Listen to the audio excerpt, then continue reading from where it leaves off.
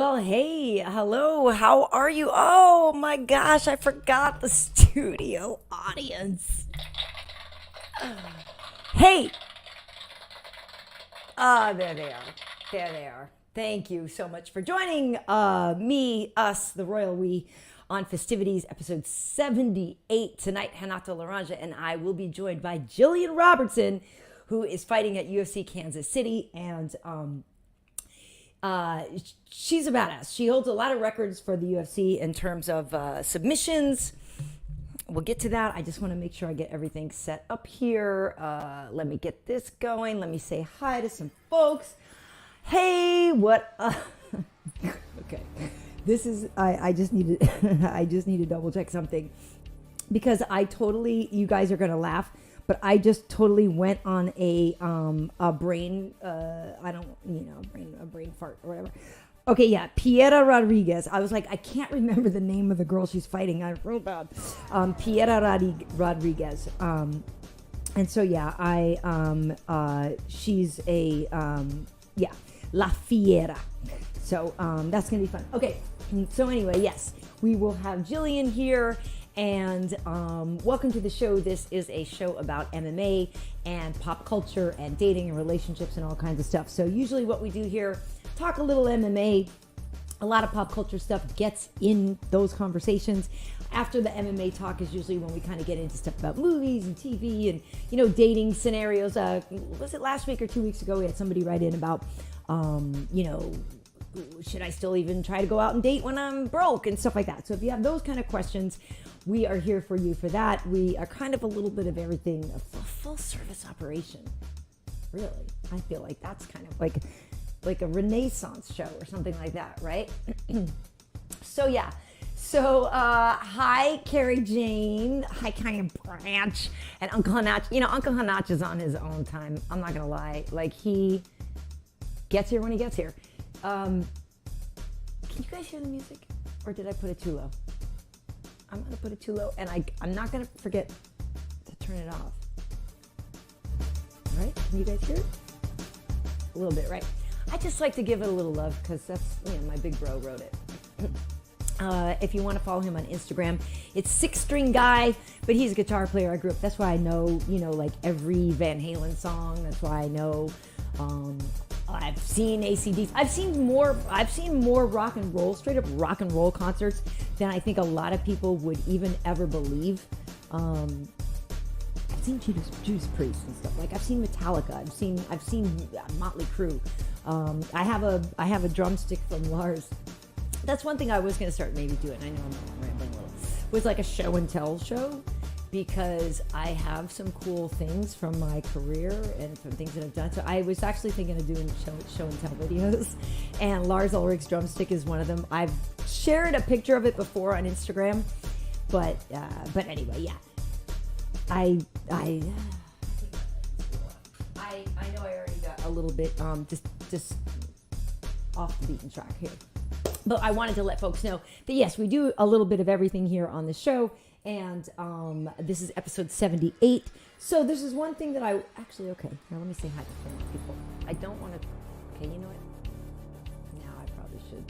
I'm going to fade it out now that I've said that. Okay, and I'm going to stop it because I realized a couple weeks ago I forgot to turn it off for a little while. And that was probably not great for some people. They might have been a little bit annoyed. So,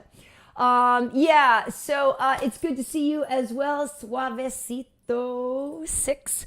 Is he going caca? I hope not. I don't know. I mean, I say I hope not because that's just kind of like, I don't want to think about that, but if he needs to go, I'd rather he go. You know what I'm saying? I don't need him like all uptight during the show. That's a terrible feeling, isn't that? Isn't it a funny thing? Isn't it funny? It's such a funny thing. I don't know why. Oh, here we go. I guess we're talking about this. But it's such a personal thing, right? Like, some people can't go if they're not at home. Some people can only go if it's, you know, before 10 a.m. Whatever. It's just funny how people are funny about that. I had whole conversations about that with my kid. We're like, yeah, if you have to do it at school or at work. It's always, hey, but guess what? Everybody poops, right? Well, thank you, Sean Singletary, saying I'm glowing. While I'm talking about such grown-up topics as that. Yeah. Oh, wait. What did I just say? Oh, Ortiz 83 tuning in from Leominster, Mass. Leominster. For those who don't know, Leominster is a town in Massachusetts. I want to say Joe Lozon was originally from Leominster, wasn't he, or whatever? And Gabriel Gonzaga used to live in like Tewksbury or something like that. For people who know Massachusetts town names, they're hilarious. You know, obviously Massachusetts, for all the school things we used to do to go to Plymouth Rock, you know, that's the first place the settlers were, right? So a lot of the names are old in English. There's Worcester. And if you looked at it, it's like Worcestershire, people like Worcester. People don't know how to say it. It's Worcester with an AH at the end. Even though it's pronounced or spelled Ster. Anyway, Massachusetts has some ridiculous names, was really just my point. And anyway, so we will be getting to, Leominster does take the cake, though. Leominster is pretty bad. Leominster is pretty bad. So a couple of things I wanted to get to before he gets here and before he gets to our guest. So I wanted to remind everybody of past guests of ours that have been on the show that are fighting this weekend. So UFC Kansas City is loaded with a bunch of people. I'm going to Kansas City. I'm excited to work this one. It's going to be a lot of fun. So this is just the list of the people that have been on the show. So obviously, you know, Gillian is coming on with us tonight, and she is fighting on the card. But last week, we had Brandon Royval on, and Brandon Royval is fighting Mateusz Nicolau on the card. Then we also had Billy Q on the week before. So Billy Q is, you know what, that's what I forgot was the hit list. Billy Q was on with us 2 weeks ago. He's the co-main event against Edson Barboza. Hello. So we'll get into that. We've also had Clay Guida on. He was episode number 12. We have had Bobby Green on. He was episode number 11. Those two are a couple of early adopters. You know, the OGs know what's up. Of course, we know this is Bobby Green's last fight, too. So, going to be emotional. Excited to work this one and sad at the same time. But I love me some Bobby Green. We had Dustin Jacoby at episode 55 and Pedro Munoz also at episode number 40. So, a lot of the folks that have been on the show are fighting this weekend. And so, yeah, let me show you this real fast. Let me just show you this. It's a minute. I might as well show you. So this is what's coming up on the show. We got Gillian here, and I think I see her already. She might have beaten Renato. So I'm about to bring her in anyway, and then we can talk, you know what, about him. All right, and so then we're going to have UFC 287 Pereira versus Adesanya reactions. Not going to lie, I thought it was awesome. I have absolutely nothing against Pereira, and I think he is a total badass. But I was rooting for Izzy, not gonna lie. Okay, so Cheaty's choice we also have for Holloway versus Allen. Cheaty picks, he is our bearded dragon lizard. He is great at predictions, so he's going to make his pick for Holloway versus Allen. Gonna have some MMA news and obviously the pop culture Q&A and all that. Okay, so anyway, like I said, I tipped my hat. She's already here, and then we're just going to make Renato have to deal when he gets here. So listen, folks, she has the most submissions in UFC women's history. That's all of the fights. But of course, got the most in the flyweight division with 6. She is on quite a tear. She's going to be fighting this weekend. But wait, and I know I've got other stats for her. The most flyweight finishes with 7. The most flyweight subs with 6. She's got the 3rd most flyweight wins with 8. She is a legitimate badass, and we are welcoming her to the show. Please welcome Gillian Robertson. How are you? I'm doing great. That was quite the intro. Thank you. It's good to see you. It's good to see you. Wow, look at you. You look awesome. Look at that cool hair. Yeah, I'm like, it's kind of a staple now. I feel like I can't really change it. Can't go any different color. I'm kind of, I like it, but I'm stuck with it. It's great. No, I love it. My daughter, we dye her hair red too. It's not quite as red as that because the school that she goes to has kind of, like some dress code things where they say like it has to be within the range of normal. So we pushed like the burgundy red as much as we could. We're like, yeah, like no, legit, like somebody could totally have hair color. That's kind of like when I was in high school, I think they had the same restrictions. We weren't really allowed to do anything. So I just started doing like my bangs red and then the tips of my hair red. Yeah. And then it got to the point where it was too much. And they told me I couldn't do it anymore. So I went back to brown. Okay. So it's funny though, because it does seem like such a trademark thing for you now. Like, when did you, is that like something that you thought of? Like, hey, I need a trademark in the UFC to discern myself, or was it just that you just love having it? I think first, it's something that I've always wanted. Like since high school, it's like obviously I was playing with it a little bit, and then I think it was when I was 20 or 21. It was whenever I was turning pro. I just did it right before I turned pro, and I don't really have a reason specifically, but I love the color. It's good. Well, it actually fits. I think it fits really well because with the nickname Savage, it's like you're going for blood. Like it's like it could be blood in your hair. Do you know what I mean? It could be well, I'm sorry, maybe I'm a little twisted, but to me, that's what it feels like. Real warrior hair. Oh yeah, no, it's definitely like an intense color. I've definitely heard that before. They're like, oh yeah, you dye your hair with your opponent's blood, don't you? There you go. Yeah, I mean, I think I'm not alone. Let me look, because I'm sure there's already some comments. Yeah, people are like MDV woman. Gillian built like a brick S house for sure. Like, I love that you showed up with the abs. Like, I can't. My first time back down at 115 in like 7 years. So kind of extremely shredded right now. We're just making fun of me right now because it's like I don't lift weights. I don't do anything like that. I just train. It's just because I'm cutting weight right now. I'm 100% shredded. Well, you look amazing. Yeah, like everyone's like, oh my God, you're looking so ripped and yoked. She's totally jacked here. Yeah, it's amazing. You look fantastic. Everyone's like, welcome to the gun show. It's funny because I'm not going to lie, mine are not as good as yours right now. I usually do have pretty good abs, but a couple weeks, like I might have maybe not have worked out as much as I should have. And so like I haven't seen them as much in a minute. It's one of those things when you get them back though, like when you do kind of, obviously it's nice when you can kind of like let yourself eat or whatever. But when you see them start popping again, there's something about that where you're like, oh yeah, here we go. I definitely love the abs, but food is much better than abs. Yeah, there's that. I can't wait till next week, and these are going to be gone, and my tummy's going to be full and happy. Yeah. Okay, so what's the deal? Why did you decide that you wanted to go to 115? So the last couple fights I've been walking like 128 to 130 almost, So it's like I've had an extremely easy cut to 125. Yeah. Even last week, I did my last sparring session, and I was at 124. So I'm like technically flyweight limit there. Right. So it's just the cut was so easy, and it's like I'm definitely undersized in a lot of my matchups. So I went to the UFC PI. They did a bunch of body tests on me, body scans and things like that to make sure that I fit into the 115 right, and that I can make it healthily. So we did that last March, then decided to make the full change. Okay, so that's pretty cool because I that makes sense because you it's not like you haven't found success at flyweight, but I feel like it's a struggle to put a real win streak together there, right? Is that where you feel like the frustration has been?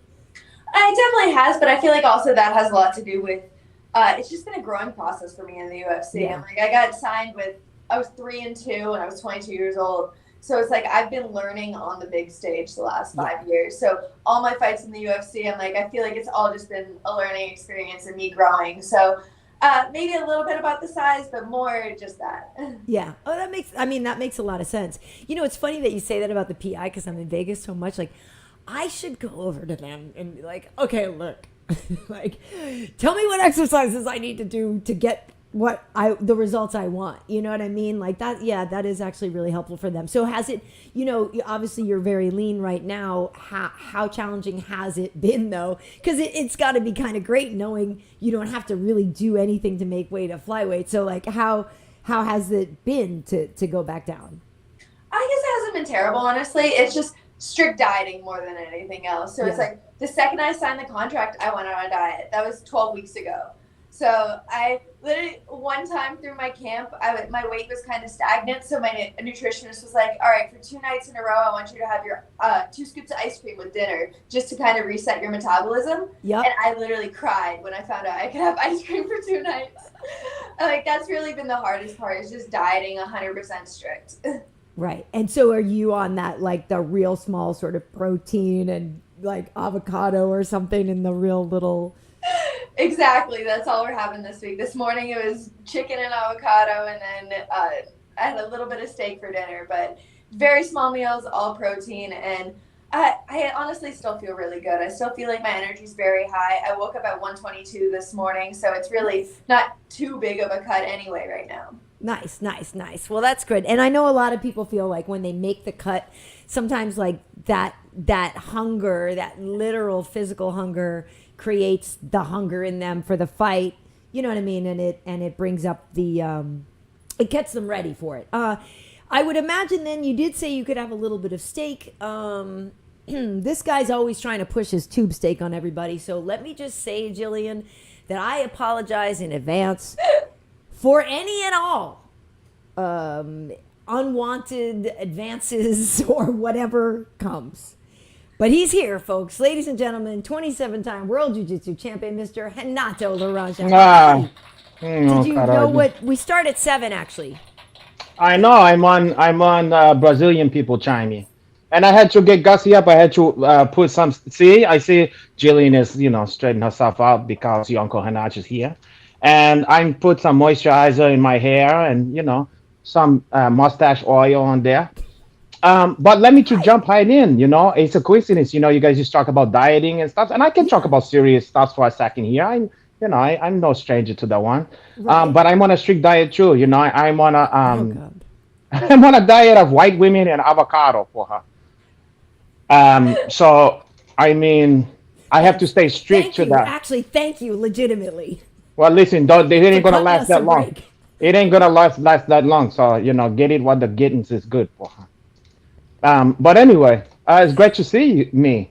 How are you doing over there, Gillian Robertson? Oh shit, she's stuck.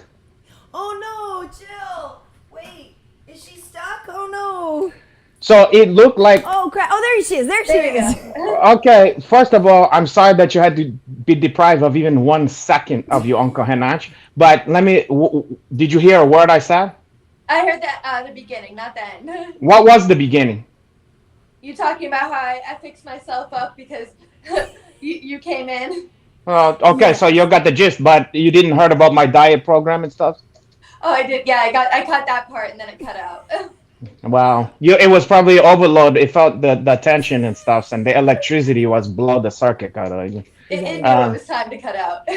Well, it knew that my mustache was too powerful for your screen, for the HP or whatever, HG, whatever that stuff. Anyway, go ahead. Look at, you know what, Karyn Bryant, have you ever seen, I know it's dating myself here, but Gillian Robertson, have you ever seen the movie, get out of there. You ever seen the movie, that was one of my ladies' friend. No, I'm kidding, that's my cat. No, it's the cat. She's tried to. Anyway, have you ever seen the movie Boomerang with Eddie Murphy? I have not, no. Well, first of all, go see that movie. You're gonna like that one. And there's a hater played by Tisha Campbell who's like his neighbor, and he's been on date with her before. Every time he bring a lady over, she go over the fence. She's like, that nigga ain't shit. Yeah, let me tell you about him. Blah blah blah. So that's kind of Karyn Bryant in a nutshell. Is she frozen again? Oh no. Oh, wait. Because every time I think like, God, she's a tough nut to crack. Like I'm like, fuck, she's not interested in none of this shit. She just looked like this. Look. Mm-hmm. Wait, you know what? Maybe what did we find out one time at your house that your cell was better than the Wi-Fi? Remember that? We found that out that time. Listen, Gillian. Gillian, you need me to put you on my cell plan for her? Oh, I'm trying a different one.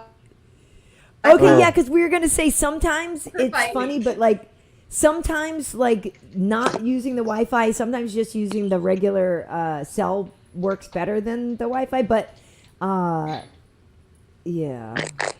You could use, on my thing, you could use a little brightness, Karyn Bryant. I mean, about that. I'm not, well, I mean, you could also use something else. How's that? Is that better? I took off the I think so. That works. Okay. What'd you say? Okay, yeah. What? I was just going to say, yeah, because sometimes it's weird. It seems counterintuitive. Wi-Fi, so I hope it works. Yeah, it seems counterintuitive, but sometimes that does seem better. And you're right, Renato. I think I need a little bit more, right? Yeah, try to get Karyn Bryant some light so everybody can see her. She's light-skinned, Oh, God. Okay. So wait, you know what? So Gillian, I don't know. Do you? I would imagine you know Hanato maybe a little bit from the jiu-jitsu circuit. A little something, a little. Not. We follow each other for a long time. I think he was actually the one who gave me my. You're the one who gave me my high rollers belt when I won it. Well, I mean, yeah. Who better to give you that one? Did I give you any words of wisdom, or did I say any stuff to you? Can you kind of remember what I said? I believe you gave me a rose as well. God, how sweet of me. Well, I mean, yeah, that seems actually quite sweet of you. I'm a big softie. Did my breath smell like Alizé? Did I smell like Alizé and imported cologne? Oh fuck! Every time I hit her with a zinger. Okay. There she is. Every time I hit you with a zinger, the fucking thing frees up. Are you sure your boyfriend ain't at the controls over here? Oh well, at least you heard it. Yeah, but was it hard to concentrate on your match knowing that your Uncle Hinach was there, like hovering in the wings over here? Oh my god. Yeah.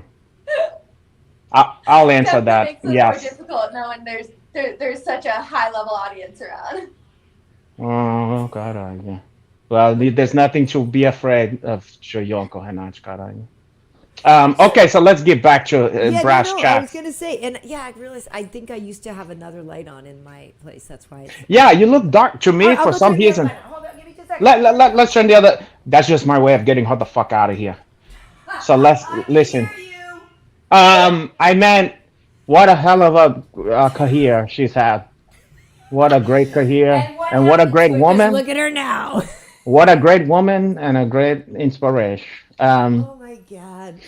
Yeah, okay. So Gillian, hi. We actually do this show. We've done 77 of these prior to seeing you, and though it does seem like this is our first time, for that I apologize.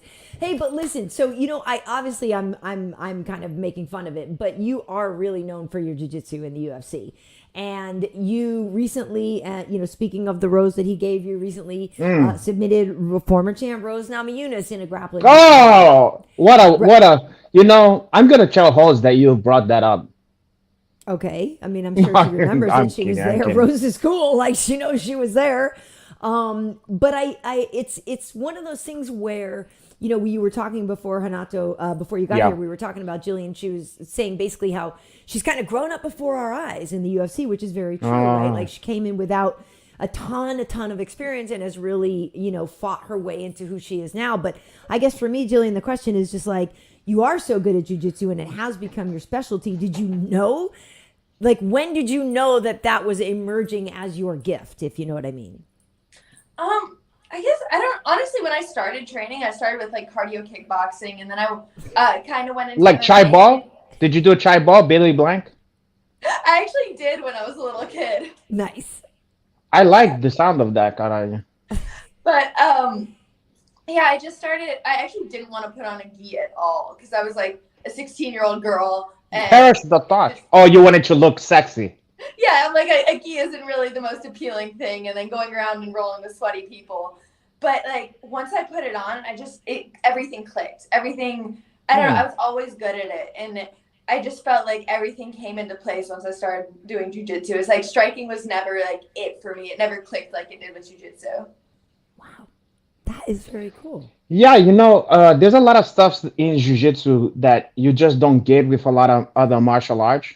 And there's so much stuff. It's very unique, and different people, and there's shit that you don't get. True, you don't get the satisfaction of, that kind of hitting something. You know what I mean? Which have its own thing. Did she froze again? No. Oh, maybe. I can tell because. Yeah. Look, she's in Gillian. I think most if you can hear, blink twice. Hear us, though, right? Yeah.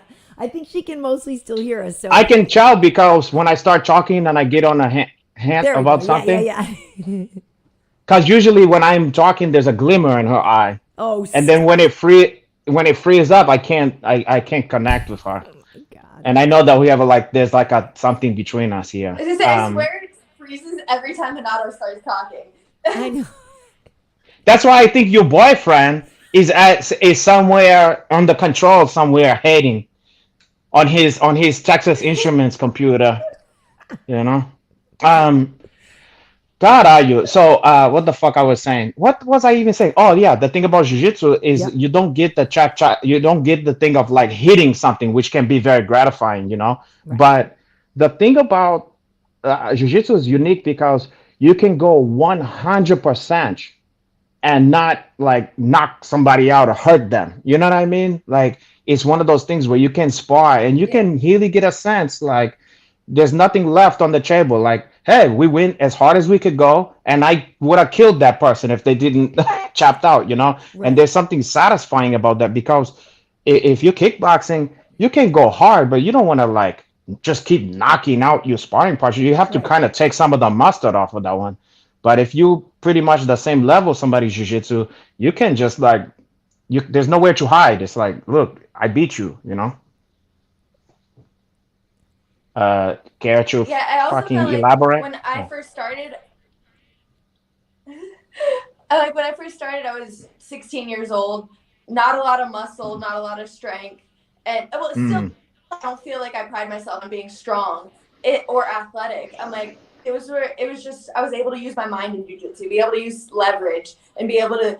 You just have to be smarter, make decisions quicker than the other person, make smarter Mhm. decisions quicker than the other Yeah. person, and you can win. And it doesn't matter if it's a person that's 200 pounds or a person that's my size. It's like if you have the technique behind it, you can do anything. And I feel like it was just so empowering when I was a younger girl to learn it. Well, hey, Karen. So you heard that? Anybody who's 200 pounds, you can have success in this shit. Yeah, well, no, but I like that because that literally my next question to you was, are you a mathematical person? You know, are you a logical person? Or do you like puzzles? Because, you know, you often hear people who like jujitsu have that kind of brain. They also like playing chess. They like to, you know, that kind of thing. Are you like that otherwise? I feel like if anything, my other activities are usually artistic. I like a lot of arts things, like Gotcha. drawing and painting and things like that, coloring. But yeah, my mind is always working in jujitsu, and I guess, in that mindset of like, I need something logical to back it up. Like, you need to be able to tell me why this works and that, like, why we're doing it, and then I'm like, oh, that's a cool move. But if you're just telling me, oh, we're doing this because our coach is doing this, and there's no real reason behind it, then it's like, what, like, there's no science behind it. It's just Yeah, we're just working hard. that's huge. That's huge. It's almost like it reminded me of being a little kid. You always could tell the difference between something that is gonna help you and busy work. You know what I mean? Don't give me no fucking busy work. I want some shit that I can use here, you know? Yeah. And the proof is on the pudding. You know, you're gonna find out real quick if that shit. Unlike the mystical stuffs where they're like, yeah, you're gonna hit somebody here and they're gonna, "Oy," you know, and then it's like, well, I guess I'm gonna find out when I do it to somebody, you know, like Maybe one one day or day. something. Maybe You know one what I day. mean? Yeah. You know, and if you was Yeah, to you never color, get the so real you life scenarios either. now exact. That's what's special about jujitsu. That's the Mhm. special stuff, you know. Another thing about you arch, the artistry that you practice arch, you know. Uh, um, Mhm. and what? So you're familiar with a lot of colors and stuff like that, yeah? You know different colors and shades of stuff. If you was Yeah. if you was coloring like a drawing of your uncle Henach, Oh and God. you wanted to, it was trying to put the skin color. Which one would you use? Kind of. Like a caramel. Mm, great, excellent choice. Yep. Oh, First of all, you have excellent choice. I was gonna say burnt sienna, but I you know, caramel is nothing hung with I that. would say Oh, here we yeah. go. Something negative. No, I'm not. I won't. Something negative. Yeah. You can always tell the negativity, the hate, the jealousy, kind of you, frankly. My skin is phenomenal, Hanato. I'm No, but pretty you sure don't I'm want. not jealous of your skin. Well, first of all, yes, but second of all, you hate to see a young lady to be, you know, to be interested in your uncle Hanach and to, Do you I? know, to give her compliments. Do I? Yeah, I mean, everybody knows this. Everybody in the comments will tell you. But anyway, let's go on. Let's get on to a better subject here. So we are talking about jujitsu, and host number units. Now, I gotta be honest here. I know that you compete more in jiu-jitsu these days. I mean, you stay active. than Hall's, but I respect Hall's jiu-jitsu. Oh, she's so And good. the Yeah. the fact that you were able to kind of, I don't want to be disrespectful because I like Hall's, but Love her. the fact that you was able to dominate her pretty clearly, it says a lot about you. You know what I mean? And obviously, I seen you, in front of my face competing. I gave you your fucking belt for Christ's sake, Um, but it's very impressive the stuff you're doing. In fact, to be honest, even in jiu-jitsu and in MMA, I don't know what it is, but you not getting the credit you deserve. I'm being honest here. This isn't a commons, and I don't know what it is. Sometimes I think people who was on the Ultimate Fighter can get overlook every once in a while, if like what we were saying about Billy Q. Hmm. People tend to have like a vision of them from the Ultimate Fighter, and then it's almost like they can't erase that. And no matter what they do you understand what I'm They're saying? stuck in time with that memory. Yeah. Yeah, and because if you look at her resume, Yeah. she's killing people, and in jiu-jitsu and MMA, Yeah. and it's like I don't hear her in the conversation. I don't hear her getting the respect that I feel that someone who's on the same hunt is gonna get. You understand? Of course. And that's genuine. I'm not bullshitting now. Yeah. Yeah. Yeah. I really Well, I appreciate think- that, but Yeah. I just think It was after nothing. this fight, maybe after one or two more, I think I'm definitely going to be in talks of top 10, top 5 title contention after that. Yeah. So I think I'm Well, that's definitely what I was gonna gonna get the say. respect I deserve. I But you think it is. understand what think I it's mean, about right? Yeah, I think it's It's about strange. the rankings. I think it's about the rankings, and that's the thing is that, and I think probably my guess is a lot of people probably are like, who else do you have when they get your name, because you are a threat, right? Because if you aren't ranked, Oh, higher like that than with the them, opponents. Yeah. yeah, they don't. Yeah. So the opponent's like, well, shoot, I don't want to fight down in the rankings, and I don't want to fight the girl that has the most finishes in the division, and I don't want to fight the girl that has the most submissions in the division. It's a tough spot. Do you know It's what I a mean? tough spot. Yeah. You're a threat. It's we saw like Marab, for example, on the guy's side. It's the same type of thing where I was like, oh, damn, I don't want to fight that guy. Like, No, and so, nobody. Yeah. The and hiss so- doesn't just the juice doesn't justify the squeeze for her. Exactly. So it took him a long time to get Yeah. his way up there because just people wouldn't say yes to a fight with him, And so I feel Yeah. like that might be something that's happening to you, where you're not getting the opponents that will get you up there because people are afraid that the risk is too great. Yeah. And it's just a new division this time too. I think Pierre Rodriguez, obviously undefeated, she was bold enough to take it, and I think that after this, like, I'm definitely going to call out a top 15 girl looking at this after the fight and see where it takes me. Well, in her case, she probably thinks that you're easy money in her mind. Maybe. Oh yeah, No, I'm just definitely saying. think that's what she's looking at it. Yeah, she thinks Yeah, that. I bet you. I think she thinks this is gonna be an easier fight than it's gonna be. Then it's gonna be. Yeah, yeah, for sure. I mean, I'm sure that's what it is, because other people are like, like other people have more respect for you, and it's like, oof. I mean, what am I gonna gain if I beat her, and then I might lose. I'm probably gonna lose. Well, plus, Like you I said- bet you the whole thing scared the living shit out of a lot of people. It's just. It's a completely different world, though. That's the way I look at it. I'm like, it's jiu-jitsu and No, I know. two completely different sports. So everybody keeps on asking me, oh, did you get a lot of confidence from beating Rose? I'm like, really, what I learned from that match is she came out and she started feinting really hard. And I was like, wow, she's fast. I'm like, that's it. That's what I learned from that. I'm like, she's fast as fuck. And it's going to be. She's sure as fuck Yeah, is. it's gonna be Yeah. a lot to deal with on the feet. Yeah. yeah. I better take her down. Yeah. Exactly. For sure, but still, even so, if people was looking at that matchup on paper just because the name, she's like a legendary female fighter. For sure. You know what I mean? She's a legend at this point. And I'm sure people in their mind is like, oh, Hall's got this or whatever. I'm sure.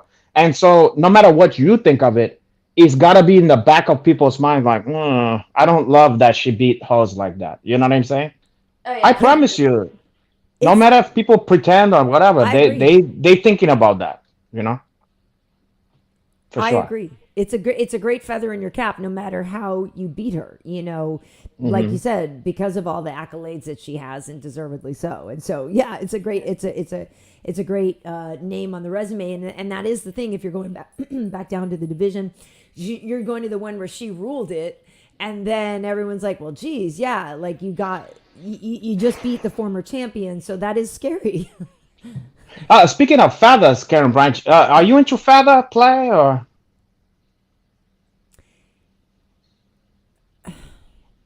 I know you're a chicken head, but wow. well, I know you're a chicken head, so it could go either way. You could be tired of feathers. I don't know that I've had the You haven't had the pleasure? Opportunity to find out I don't think so. Well, I'll tell you what. I'm gonna have like a big a pelican feathers or whatever like that, and then I'm gonna draw like in body paint on you, like different words and stuff. Like stream of consciousness stuff, and then I'm gonna tickle you like this. I start on your feet, and then all the way and stuff. But I'm just spitballing here, but whatever. Yeah, whatever. Check it or leave it. Whatever, indeed. Okay, so Jill, I gotta ask you, because you train with Dean Thomas, Dino, who we love, who has also been on this show, and who I work with very often, who I just love. What is it about his coaching style, though, that makes you connect? Because Dean's odd. He's a unique individual. He's brilliant about the fight game, but he's odd, right? I mean, Oh yeah, no, I know. I'm like, I've worked with Dean, and I say that with love. 16 years old. Oh, 100% with love. I've worked with him since I was 16 years old, so it's like I feel like he's just molded me as a fighter. Everything in my fight game, he just knows how to talk to me. He knows what he wants to see, what I'm capable of doing. He knows what I like to do, even like what moves I like, where I like to do things. Just everything. He knows me and as a fighter, and then he's just, like you said, one of the greatest minds in the sport. It's just an awesome thing to be able to work with him, and I feel like just so blessed that I walked into his gym at 16 years old not knowing who he was. Yeah, God, are you? Now, you're over 18 now, though, yeah? Yeah. A little bit over 18 now. Oh, God, I thank God for him. Yeah. Well, that's what I got from that. I just had to make sure. No, but I think, and it's so cool now to have come this far, and like the knowledge base that he has just keeps growing too, because like the more work he does in the UFC, doing the analyst stuff by Octagon side, like it's just exponentially increasing, his knowledge too. And it's funny because we joke sometimes when girls come on the show that they're at the desk with us or whatever, and they're like kind of leering at him because he's coached against them or something like that. You know what I mean? Yeah.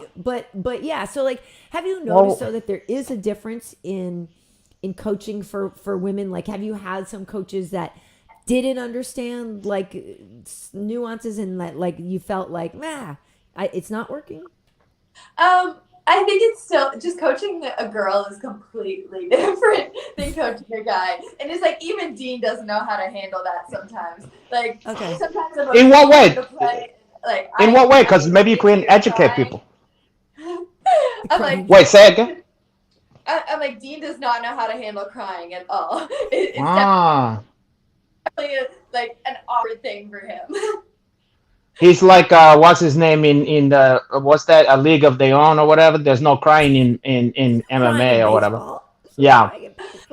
Yeah, until you start working with some girls. I'm like, some days I'm leaving the gym crying for just like literally because I was tired this camp, I was crying because it's just like I was working so hard, pushing myself. It's just there's a lot of emotion in it, and females usually project that emotion more than males do. So I feel like it's you don't say to deal with a lot of times.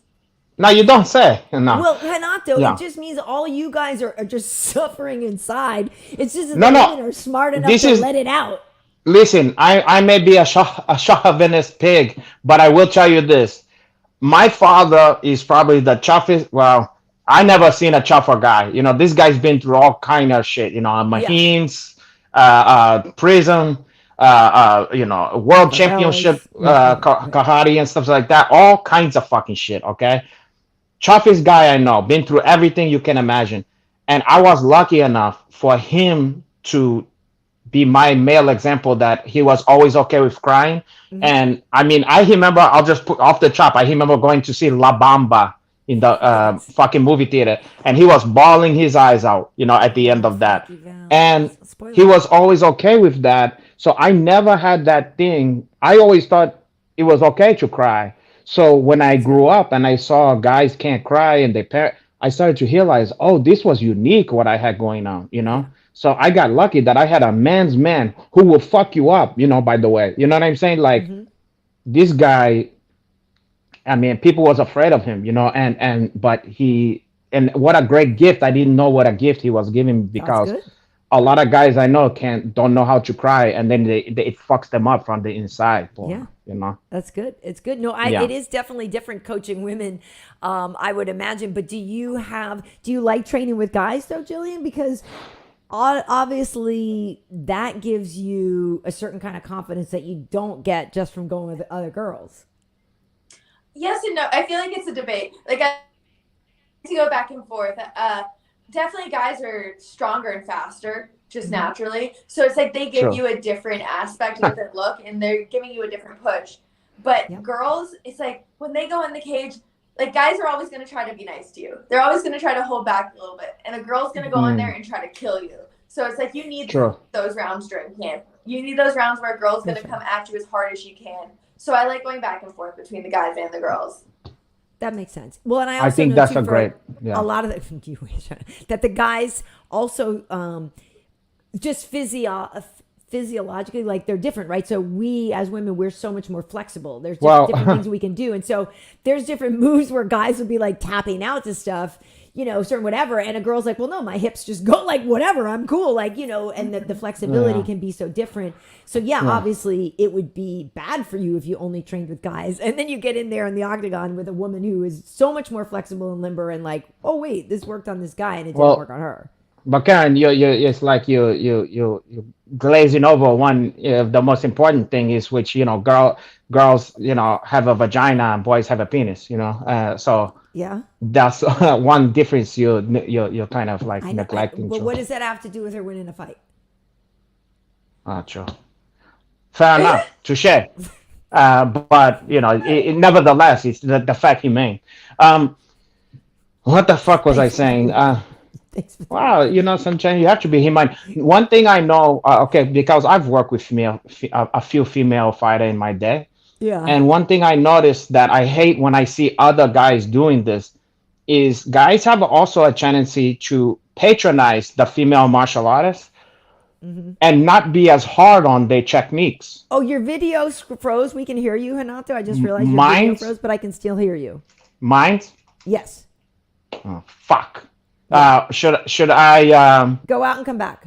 Yeah, I'm gonna go out and come back. We'll go out and come back. No, but I think he was getting to which is one of the things that you do obviously have to think about is the trust level too and specifically in jiu-jitsu. You know what I mean, with the guys and stuff like that. Like I would imagine at this point too, you get to a point in your career where people are like, oh, Gillian, she's so good, huh? Let me show her how good I am. And, you got to really trust the people you're training with.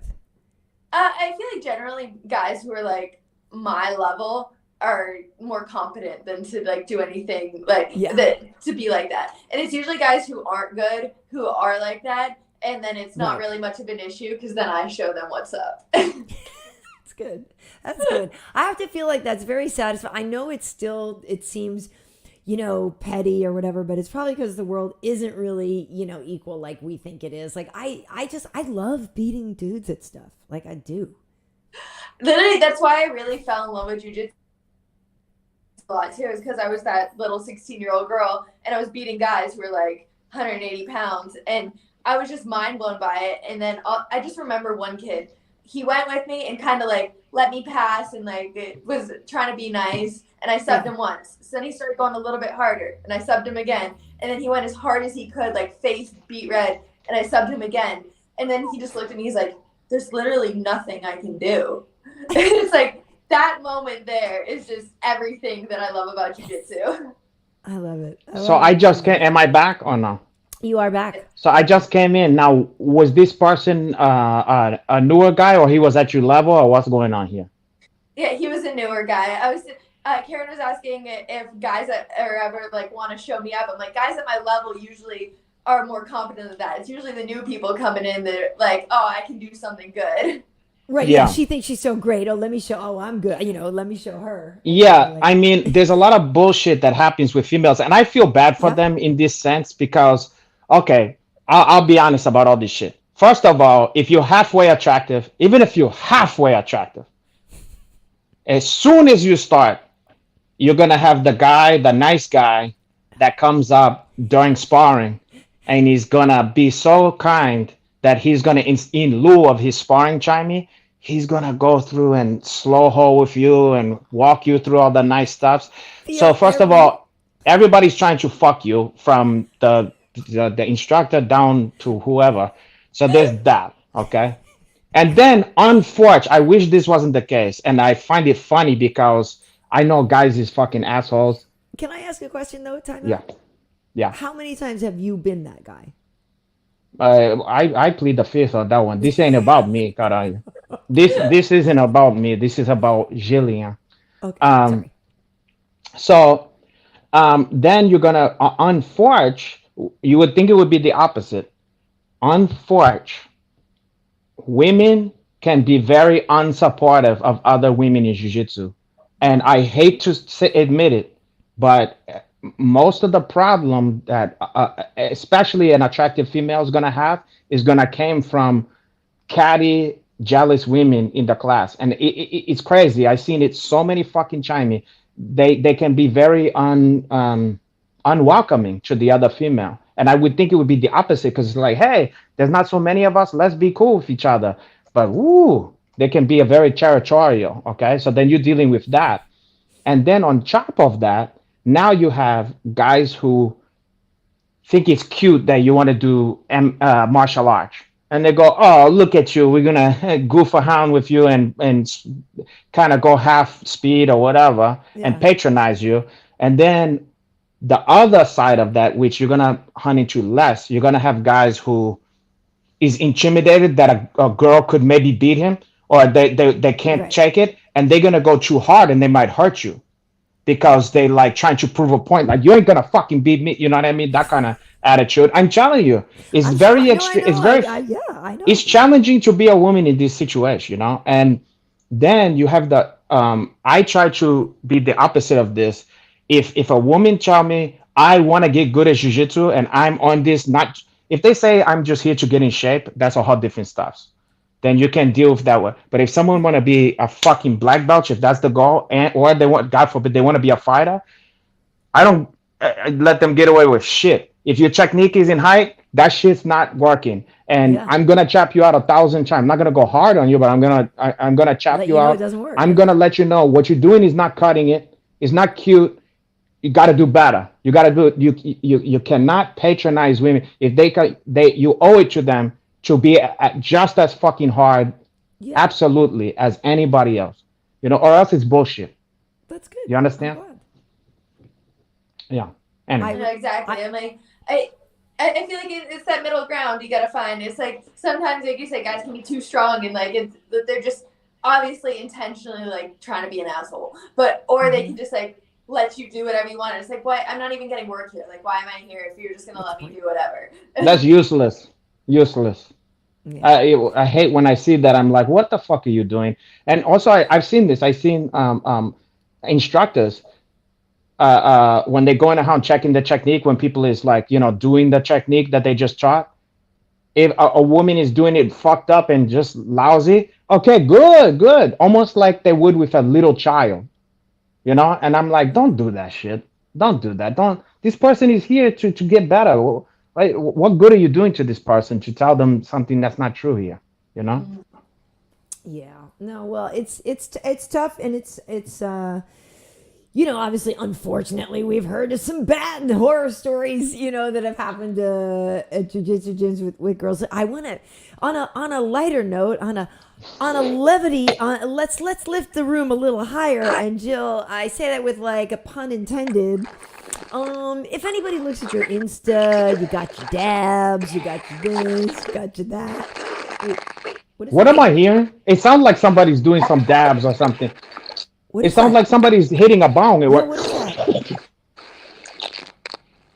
I know it ain't me. Oh, it's not me. Oh, I think maybe it's just, is it just the mic breaking up? It sounds like somebody's literally hitting a Do you bong. hear that, Gillian? You know what I thought was happening? I thought you was gonna go to B-hole of her smoking some fucking bong or something like that. Can you hear that, Gillian? Yeah. What is Is your boyfriend underneath your chair there, Jillian? Got on. It I'm gonna go sounds get like my- somebody else's conversation. What happened? What the fuck is going? That was her. Dude, I think it was like another, like her, it was maybe her cell phone or something like It's that. her boyfriend. I'm telling you, her boyfriend is steaming. He can't take it. What? Let's see what. Okay, the listeners, the viewers. What do you think was going on in It there? sounded like another a phone call or like an alien. You know what I mean? Is the Yeah. goes, Wait. Somebody goes to said. Stephen Somebody Hawking. said. Yeah. But also someone said it's cheaty. It's Wait. Cheaty. He's in the other. Oh wait, yeah. No, it's Cheaty's in the other room. Cheaty and I have been hanging out actually. He's my buddy now. Like he sits with me. He's your boyfriend. Well, yeah. It's as sad as that is. No. What you gonna do? Hmm. Yeah.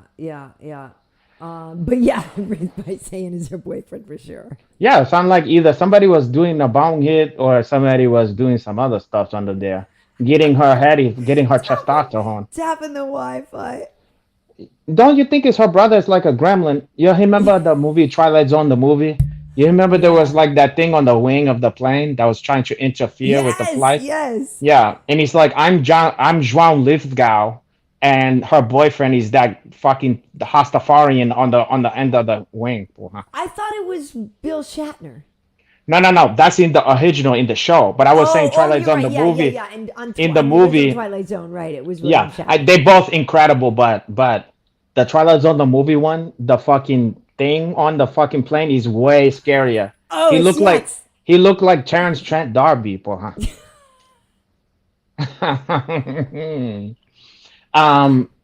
Yeah, or Maxi Priest. Oh my God. Maxi but- Priest done yeah. Shabba. Shabba. Shabba. Shabba. You're looking good tonight. I don't mind if I say it so myself. You look good tonight. Thank You know? I mean, not as good as your Uncle Hanaj, but what can you know? Hey. You can't. We can't all be. You know. We can all have can't. We that. can't. Well, thank you. Well, I hope she comes back. You know. I seriously think her boyfriend is like he can't take this one. No, I hope she comes. I hope she comes back. Well, but let's you say. know- What if she doesn't, Karyn? Wait, hold on. Well, I mean, Somebody goes. They said check off the shirt, KB. no. It's Someone goes I'm feature like, pictures. Oh, it's lower than I thought it was. Yeah, Shaba Hanks. Wait, what else we got here? So it was a recording of the Earth's crust. Wait. Oh yeah, I was just telling the Ender band. I was just telling somebody the Yeah. other day about how Vic Morrow got, the guy, in the Twilight Zone, the movie, God, are you? There she is. Real We were quick, like, Gillian. Please come back. First of all, we're excited that you're back, but let me just finish this because one of the people was talking about it. So Yeah. Vic Morrow, the guy who was in, the guy who was the Jesus, he got his head cut off in the movie. I know. And you know whose dad he is? Yes. Yeah, Jennifer Jason Lee or whatever. Yeah, God, are you very I scary know. shit. Imagine It's dying terrible. on a fucking movie set like that. No. Anyway, I hope that never happened to Gillian. Terrible. So, you had hair. When did you get that? When did We now already is that covered that at the beginning of the show. You missed well, it. I'll cover it again, huh? Are you a natural head? Yeah, it's natural. God, are you how unique? I love that one. So I was, we were talking before. I was saying that if you look at your Insta, that you are a bit of a dabber. I know, and we talked about high rollers and stuff like that. But what do you do when you're, when you're not fighting? I know you mentioned being an artist. So do you blaze and paint? Do you where does your art come from? What's your inspiration? Like, what kind of art are you into? I just I don't know anything really specifically. I just like drawing. I like getting creative. I like going out. I like being outside as much as possible. Rollerblading, paddleboarding. Rollerblading. I actually just moved down. I lived in Fort Lauderdale for a while, and I just moved down to Miami right on the beach. So it's like, oh, caralho. Yeah, it's so nice. I can go out and paddleboard, kayak, do whatever every single day. There's a couple islands. I'm just an outdoor girl. Wow. And now your boyfriend came with you over there, yeah? He's not up here in Kansas City, but he's in Miami, yeah. Oh, that's a shame that he's not there now. Well, not for me, for him. I was gonna say I would be pretty excited about that. But you're originally from Canada, though, yeah? Originally, yeah. I was born in Canada and then moved down to Florida when I was about 7 years old, and I grew up in Port St. Lucie, Florida. Oh, okay. Yeah. That's a very unusual path. Like, you don't hear a lot of Canadian. That's not usually the story. So what part of Canada, boy? Niagara Falls. Oh, okay. So very close to, I mean, you probably knew some New Yorkers and stuff like that. Yeah. Yeah, pretty much the United States. Yeah. Yeah, basically. That's as much of the United States as any place in Canada. Yeah, for sure. Well, so now when we get to, like you said, this fight, you have a lot, you think you want to call something, do you already have like a specific name that you want to call out, or do you, because I will say, and you always hear it, like, we love when fighters have a name in mind, more than just give me anybody. So, yes and no right now. I need to look into it a little bit deeper because I had two names in mind, and then I looked at them this week, and they both have matchups coming up. Well, hey, couldn't hurt. Tell us who's the names. I was just thinking Emily Ducote and Angela Hill. They're both ranked high. I think they'd both be good matchups for me. And they both have matchups coming up, though, unfortunately. Yeah, Angie's got a good fight coming up. Good. I hate that everybody have to fight Angela, because it's like, if we like you, we know Angela. It's like, you probably feel the same way when you know two people. We're like, what the, like both of them are our friends. Like, we're like, well, that sucks. I fucking hate it. For me, it's like, it's all a sport. It's all love. Like, literally, my best friend right now is Hannah Goldie, and she was my first pro fight. So I'm like, we shared the cage together. Me and Molly McCann. I absolutely love Molly more than anything. She's fantastic. Together. She got a great attitude. I like that girl. But not that you think like someone's gonna get killed or something like that. But you just know that someone's. It's like a step back in someone's career, So I don't. It's hard for me if I like both people. Like, I love when someone's.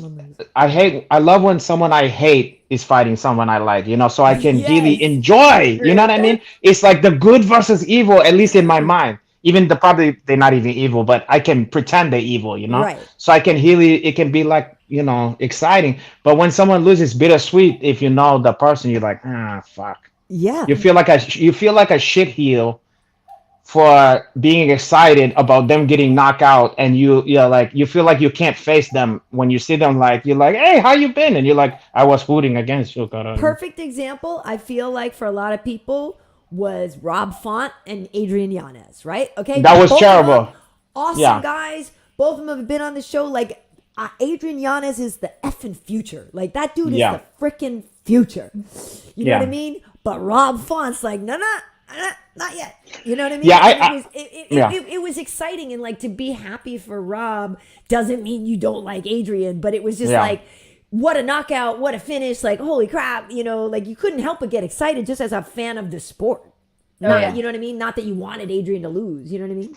Just the performance that Rob Font put on, I feel like that was spectacular to watch. Just a complete very. And Adrian's honestly probably one of my favorite fighters right now. Yeah. Definitely high ranks there. So you just got to appreciate whatever the skill and the talent that's put out there. Yeah. And the silver lining is, like, I feel like he needed that fight more than Adrian needed that fight. You know what I mean? For his career. You know what I mean? So I was kind of like, that's how how I compartmentalize it. I go, listen, Adrian's gonna be just fine. Let Hob have this one so he can fucking keep in the mix, you know? Yeah. I agree. So what was your take on Michelle Watterson's fight? Do you think that she won that one, Jillian? Michelle, who did she fight again? Remember she fought, was it Luana Pinheiro? Yeah, Luana Pinheiro. Yeah. Pinheiro? Yeah. Right. Okay, I had to just think about that for a second. It was Yeah. definitely a very, very close fight.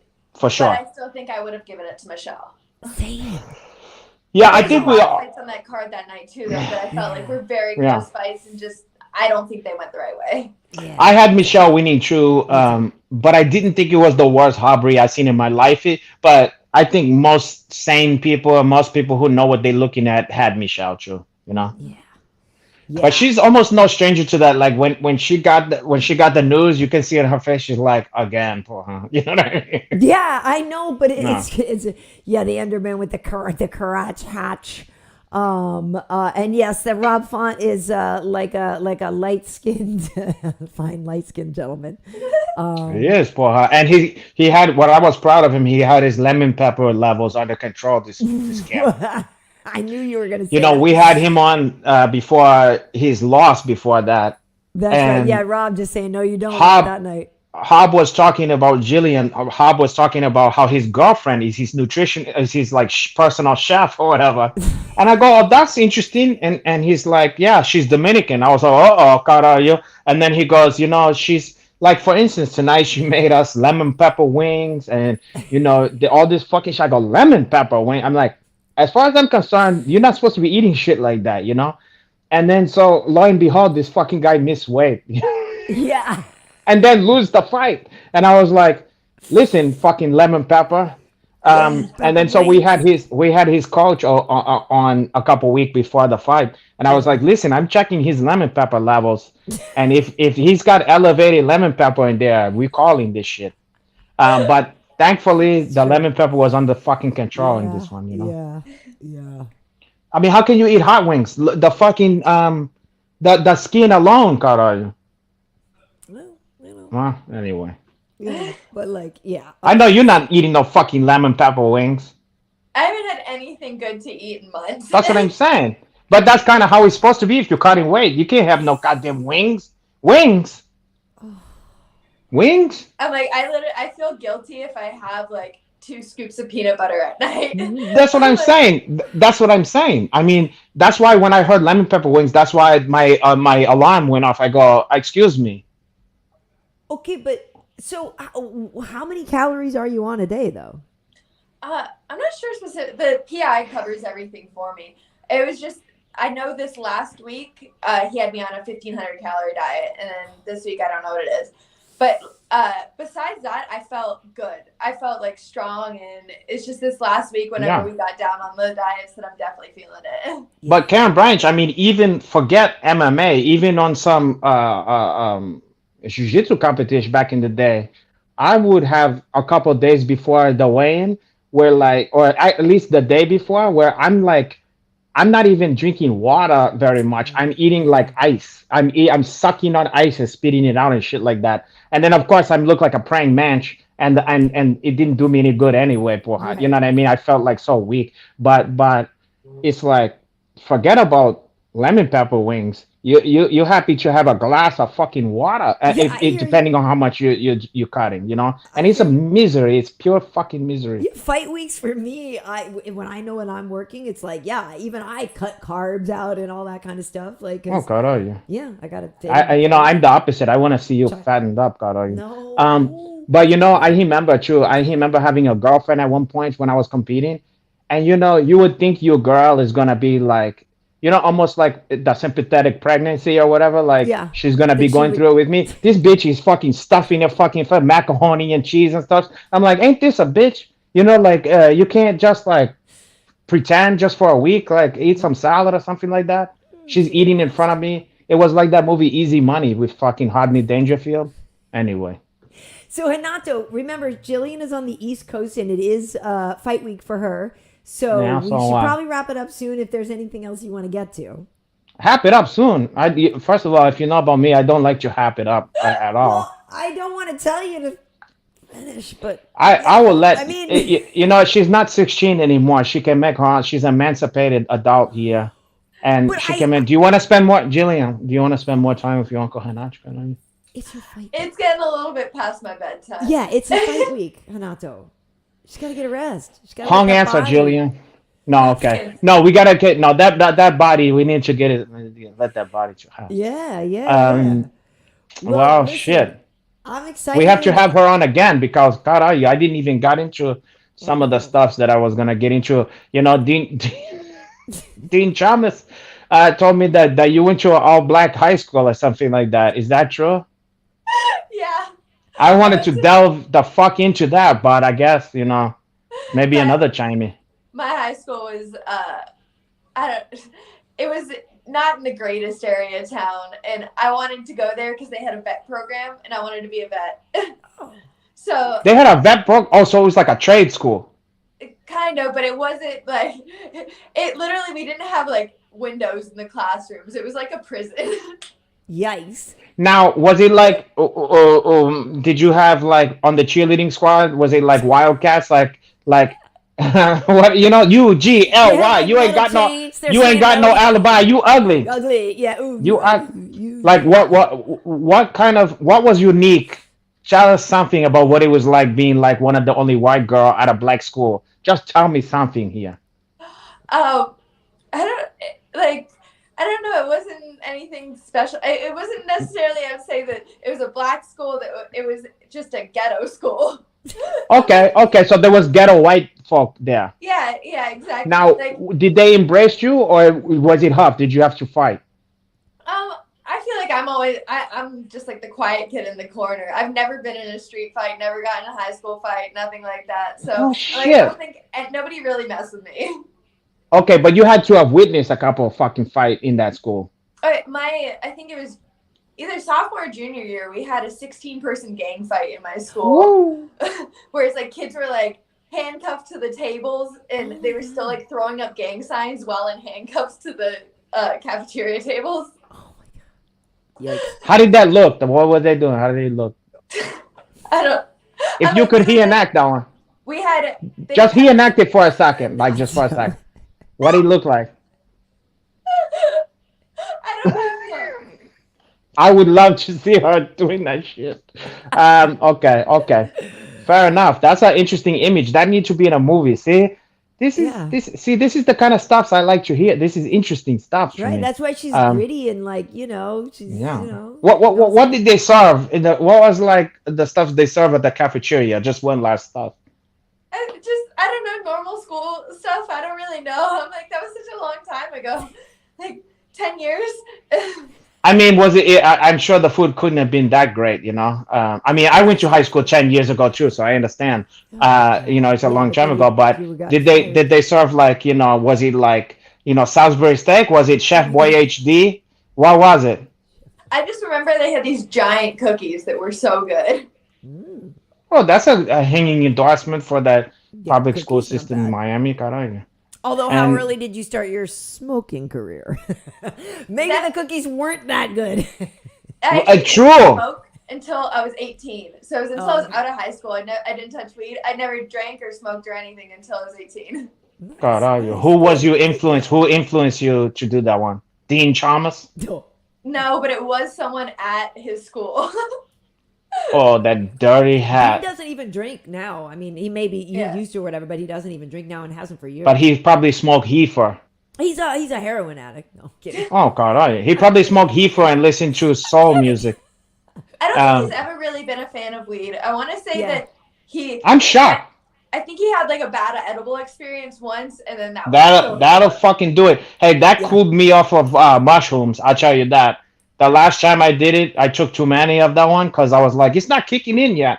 I took too much of that one. I was like, oh shit. I was like, get me the fuck out of here, bro. I'll tell you what. I was in another dimension, and I thought the portal had closed. I was like, I thought I was never gonna get back. That's how fucked up I was. Ooh. Scary. When you go in a good one, is heaven. But when you get into the Hong porthole, Not too much fun, boy. It's like the movie Chime Bandits or some shit like that. Yeah, You nice, know? nice. Oh, Okay, God. well, listen, again, it's the 10-minute wrap up, but we do need to let it go. But we will Okay, see okay. you on prelims on Saturday. I believe, is this one on ESPN or is it on ESPN Plus? I can't remember. I feel like this one might be It's ESPN. on MySpace Plus. I think it's on ESPN. But Uh, yeah, so you already have the most finishes and the most subs and all that in the flyweight division. But now, of course, you're going down to strawweight, going to make an impact there. So just wishing you the best of luck. And I know all those girls are on notice, like Hanato said, after beating Rose. A lot of people are like, oh, here she comes. And even though it was just grappling, that is still a big deal. So you it's should, a big feat. yeah, you should be proud of that. Well, we're gonna be behind you. We're rooting for you. And even though you have a boyfriend, I'm still gonna keep you in my prayers and in my thought, and also in my fanch, in my dreams. And likewise, I'm gonna be in your dreams tonight, boy. So, Yeah, the nightmare. Well, thank you for joining us. I really do appreciate it. Oh, it was a pleasure. Thank you so much. All right, okay. cool. Well, I'll see You- you in a couple days. All right, I'll see you. You're welcome. Bye. I'll see you. I'll see you in a couple of weeks. Yeah, you're Well, gonna haunt her dreams, huh? yeah, I'm like a Candyman or maybe no Freddy Krueger. Freddie. It's funny. I 'cause even have haven't like seen her stripes like Freddy, huh? since the no, I haven't seen her since like really or like talked to her much since the Ultimate Fighter. You know when Tough 26. That was the one where they were crowning the strawweight champion. You know Nico Montano won and all that, and we used to have tough talk and people would come in, but I haven't really talked to her extended for quite a while. So it was good. Me to see. neither, Kara. I never got a chance to talk to her. That's probably why she got a boyfriend now. If she had talked to me for an extended period, she would have been like, "What the fuck am I doing?" Well, with yeah, her I thought you boyfriend? guys, like she said, you guys met at High Rollers, though, right? We met, but listen, I'm a businessman. You know, when I'm working, I'm working. Okay, I don't have time for these young ladies who have stars in their eyes and Is that right? looking at me like I'm a matinee idol, Is that right? like a Bobby Darin or Fabian. Fabian? These people don't know who Fabian is. This too bad. Oh, God. Oh, God. Oh, God. Oh, who's more in the news now? The kids like Chico DeBarge, okay, something like that. Genuine. Oh my gosh. Okay. I am curious, Hanato. I just remembered. Do I have a timeless look. you? Look at that one. Is it timeless? I will say you and I both have. Oh God, here we go with you and I. Boy.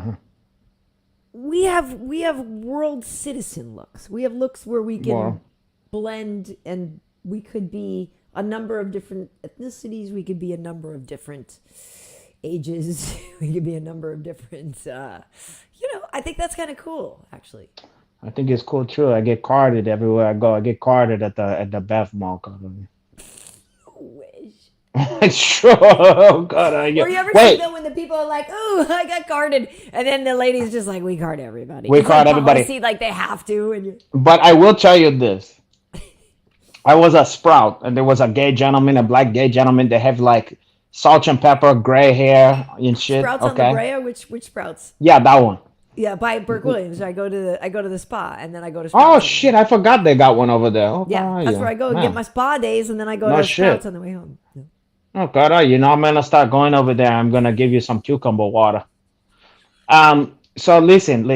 Never mind that. Okay. What was I gonna say? You Oh, were okay. at So Sprouts, this and a guy was trying to. this kick guy it. was like, are you 21? Are you over 21 or whatever? And I was just like, I'm like, in my mind, I'm like, I mean, what the fuck do you think? You know? What do you really think, bro? And then but I go like this. I go just barely making it or whatever. And he goes, I gotta see your ID. And I'm like, "Pfft." And I go, okay. And then he goes, ooh, child. He goes, you older than me. And this motherfucker looked like old man Hiver. Like he looked like an old black I don't know. He looked like Uncle Hemus. And this motherfucker and I was like and he was like, child, you older than me. I'm like, yeah, keep your fucking voice down over here, Negro. Nagrao. It's so Correct. funny because yeah, a lot of time they got to card everybody. Yeah. Was this guy just trying to like get your name and number, like type thing? You know what I mean? Because Yeah. obviously, First that of one all, my is West number. Hollywood. It's an obvious easy move I for would people. understand if my number was on my fucking ID, but it's not Right. like my phone number's on there. Right, but It's your like, name though, your name's on there, Renato Laranja. He can start to, yeah, but it's like as if he didn't know who the fuck I was. yeah, Like, yeah. I mean, the gay community, I'm very popular on the gay community. Oh, by the way, let's just say one of our friends is leaving for it right now. Jack Dempsey would break. Tyson says, "Peace out." Going. He's gotta Jack go to work Dempsey tomorrow. would break Chase. So good night, Interesting. Jack Dempsey with Greg Tyson. Jack Dempsey. But Interesting. but yeah, no. So somebody says the Enderband says I look younger than I did 10 years ago. Well, thank you for saying that, and that's because Why I you lost about 185 pounds. 185 pounds. God, His are you? name was. Get Oh, it? oh It's a my joke. God. Oh It's called my getting a God. divorce. Oh my goodness It's gracious. called getting a divorce. Listen, lost I don't about want to 200 pile on pounds. the Actually, fucking it was guy more here. like 200. I lost about 200 pounds. So Oh God. girls say that it's a thing. Girls say that, and it's like that's Listen, a thing. Like that women I say. Like, understand. I just can't pile on the guy. Like you could say that stuff. I don't want to no. say. And I'm I not don't want saying to I'm not trying to disparage the pile man. on. I'm just saying it's like maybe I look more content or something Oh, like that. You know what I hey. mean? That's what I'm When saying. Not listen, when not that people I is wasn't stressed trying out, to be dis. I you wasn't know trying to what? be. This is a heal thing, and I don't know how it works physiologically or whatever. But I remember there was a couple of times in my life when I was just fucked up. You know what I Yeah, mean? Like where I had kind of lost my marble for a and you were minute wearing there. it probably. And I looked like hell, and I looked fucking as old. I was like, "Oh God, are you?" I remember looking at myself and like, I looked like a fucking, I don't know what. Yeah. And then I was like, "Is this it?" And then when shit got better, it's almost like a planche that you have that you neglected for a minute, and you're like, "Oh Yeah. fuck, I gotta water that one," and you're like, Yeah. "I hope this thing don't die," and then it come back, and then you're like, "Oh God, okay."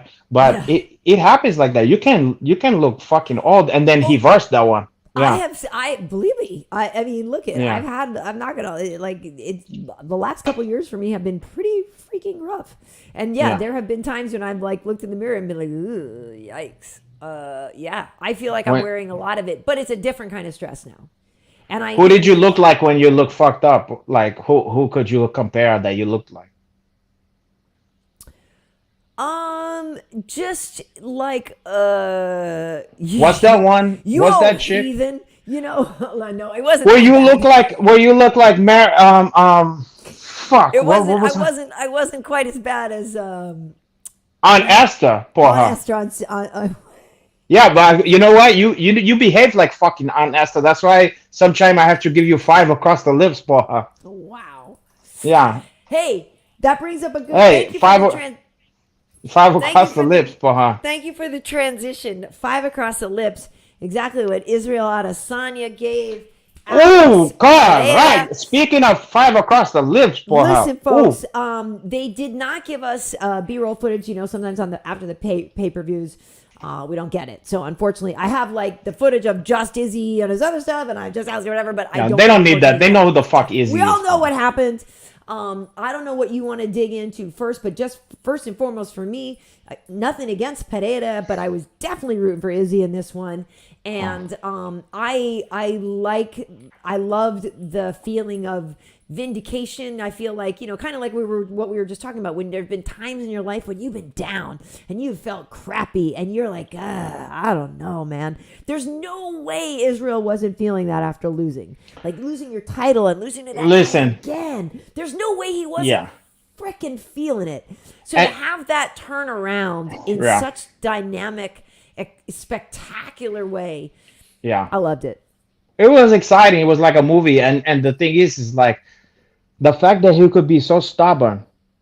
It's like almost there's no evidence when someone has beat you three times. Well, let's say got beat twice because every universally the first fight everybody said he won. Right. I'm talking about in kickboxing. Right. So let's say this guy has knocked you out. He TKO you. there's no evidence to say, and he's bigger than you, hit harder than you, But and you were argue. winning most of the fight. I understand, but still, at the end of the fucking day, because you could say Pereira was winning most of this fight, and it come down to who got knocked the fuck out, So for him, the resolve, the stubbornness, the fuck this, and you know what's funny? I remember leading up to the fight a couple of days before he was like, "Oh, what you gonna say if I butcher him this time? If I butcher him?" And I was thinking, how brazen to suggest that you're gonna butcher this guy. You know what I mean? Like I wish I could have whatever he's smoking. I want to Some know of what what you he's know. smoking. Right, yeah, I want Because that. because it's like it's a hair thing. I think Conor McGregor have a little bit of whatever special sauce that is because it's irrational.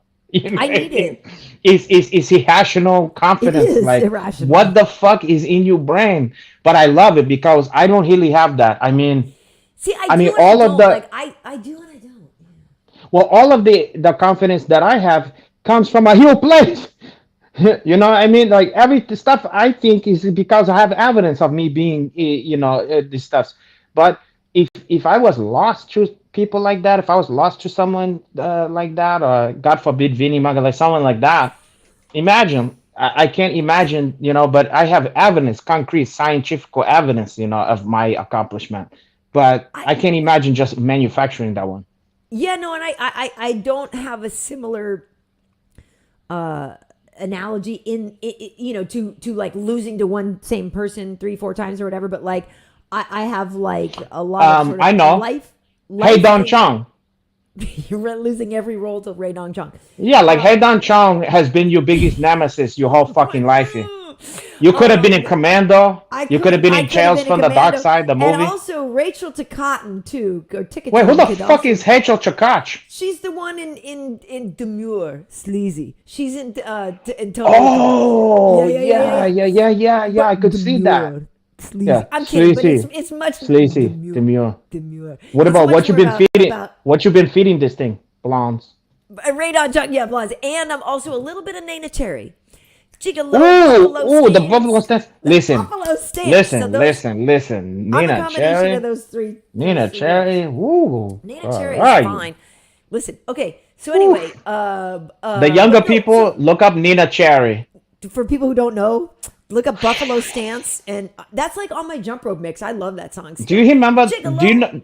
Do you know that her dad was a famous jazz musician? Yeah, an Eagle Eye Cherry. Well, some people don't know that. I know that Eagle Eye, but like Yeah. Don Cherry is like it's a legendary Yeah. trumpet player. Yeah, no, people should definitely look it up.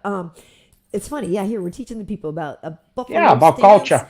Oh, she was so fucking fine. She was so She rivaled you know who she rivaled at that time is like Lisa Bonet. It was like ooh, Yeah. you know what I mean? Like oof. Yeah, they were the two light-skinned. I guess it would be like a female version of like whatever people get from Lenny Kravitz. Yeah. Whatever women get from Lenny Kravitz, I feel like is what men get from Lisa Bonet and fucking Nina Cherry and yourself, Carayo. You know. Yeah, thank you, I guess, for putting me in there. But Like you would be like the Kirkland's version. I'm the Kirkland Lisa Bonet. Why not, porra? Oh, caralho. Tchau, caralho. Kirkland Lisa Bonet. Well, it could be worse, porra. I mean, a lot of people like It's the Kirkland. same quality. It's the same quality, just caralho. Labels a little different. It just don't have some of the same the gravity chops. I'm kidding. I'm kidding. No, people love you, caralho. Come on. Okay, caralho. but my point was that I don't have like that one arch rival, right? Like that one nemesis, but I have like me versus the world is my Izzy type thing where Like I do Tupac. feel like I do feel that there's a huge I'm gonna effing show you and F all y'all that's still in me that hasn't been achieved yet. Like, and a lot of that comes from, but a lot, I know why it comes from. It comes from like, like how we were talking to Gillian. She was the only, well, it wasn't the only white girl she was saying, but like, I've always been, like very different. Like I've always felt like an outsider in a lot of situations, and even though I'm in something, I'm still different, right? So like even though I'm in this MMA world and I'm in the world with the UFC and all this stuff, I'm a little different from everybody else, and I don't get treated exactly the same as everybody. So like there's things, but there's just things about like. But that's by the fact of like who the fan base is. Do you know what I mean? And so it's like it's me versus the world in a lot of things. I understand that because I have a similar situation where it's like I have something huge that I want to like show the world. You know what I'm saying? And instead of it being inside me, it's like I want to put it inside other people so they can experience that one. Well, it sure ain't the same. Oh no. No, it's not that you hide about that.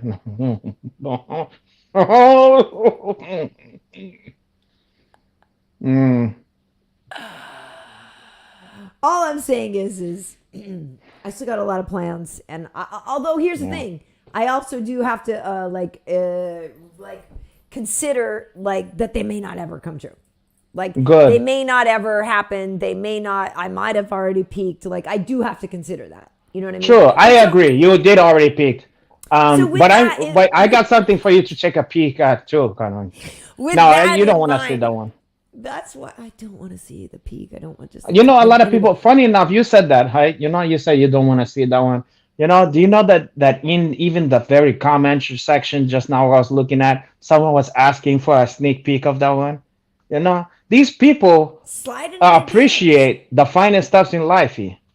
They realize that life is fleeting, and that to see the schwanz of a world champion is a unique and wonderful experience, Karyn. That some people is not afraid. Well, Elmo likes Kirkland, by the way. No, he said like Kirkland. He was like this, like Kirkland. He didn't say I like people Kirkland. Would say some people are saying they would pay for me, and I know people are saying like they would do. Yeah, because there's also free hot dog. What's the free shit you get? Free samples at Kirkland. I mean at Costco. Cottonhead and not Ninny Muggins wants a peek of you. Well, wait, is that a man child or a female? Know, who cares? What was in the fucking profile? I care, I know. I don't mind if a man want a sneak peek, but the difference is I'm gonna give a sneak peek to a female. He can ask, and I'm flattered, but the only peek gonna be given to the female at this point.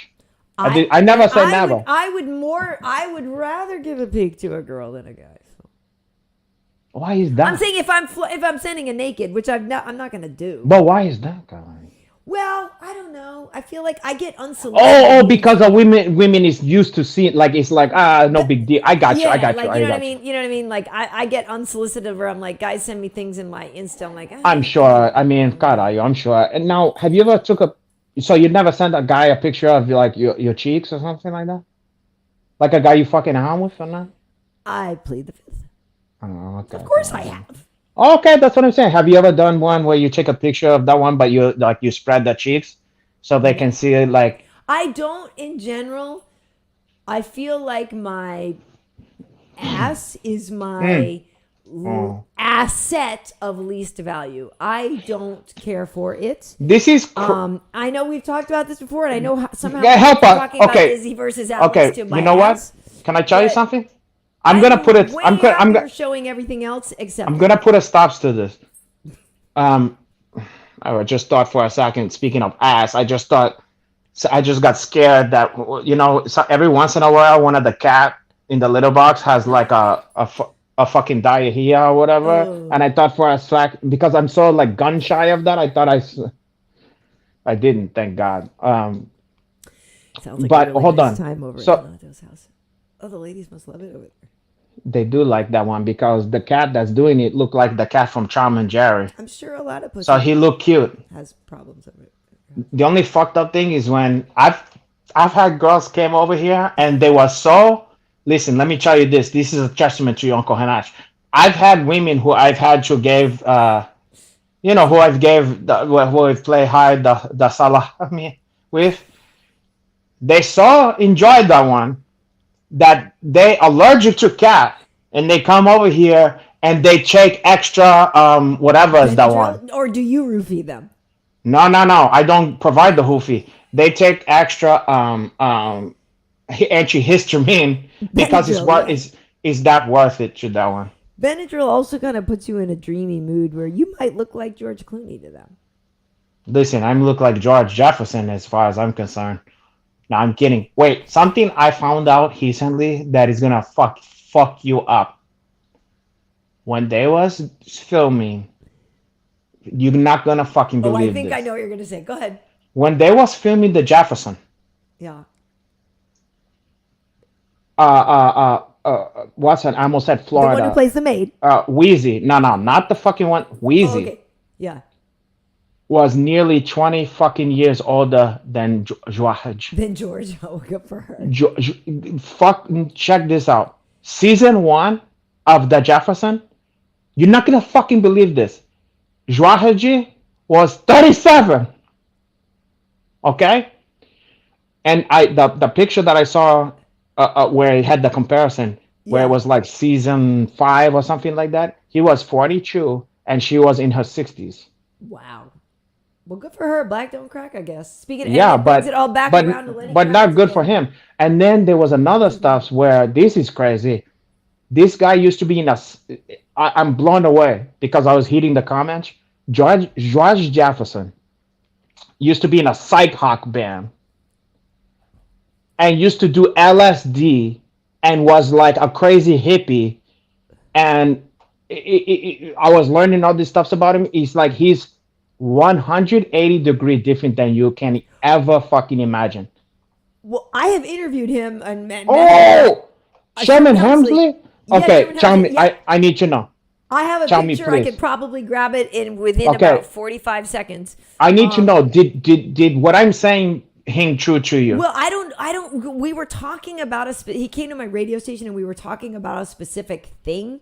So I didn't. But get was into he all a that. trip in some kind of way? But he was cool, and he wasn't.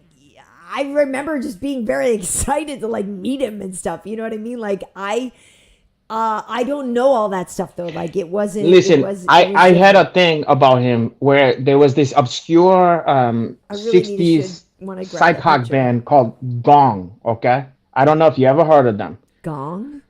Yeah, like almost like the Gong Show or whatever. Okay, And they right, was yeah. like and they have a lot of he issued albums and stuff in the psych hawk world. They like a big deal, okay? But they kind of obscure though. It's not like the fucking Beatles or like the Kinks or something like that. You know, this is like you have to really know who the fuck they are, okay? Right. So the lead singer or guitarist or whatever from that band was he canting a story about how Jorge Jefferson or Sherman Hemsley or whatever, Sherman Hemsley, whatever the fuck his name, seeked him out because he was such a fan of that band. Okay, we're not talking about a fan of the Ohio Players or something. You're talking about like some psych hawk band. He is such a fan of this guy. He flies him out from England. Okay, first classy. Comes to meet him at LAX in a fucking stretch limousine. He says he didn't even know who this guy was, but this guy was paying him so much money to like play at his party or some shit like that. So he flies this guy. He's like in the limousine.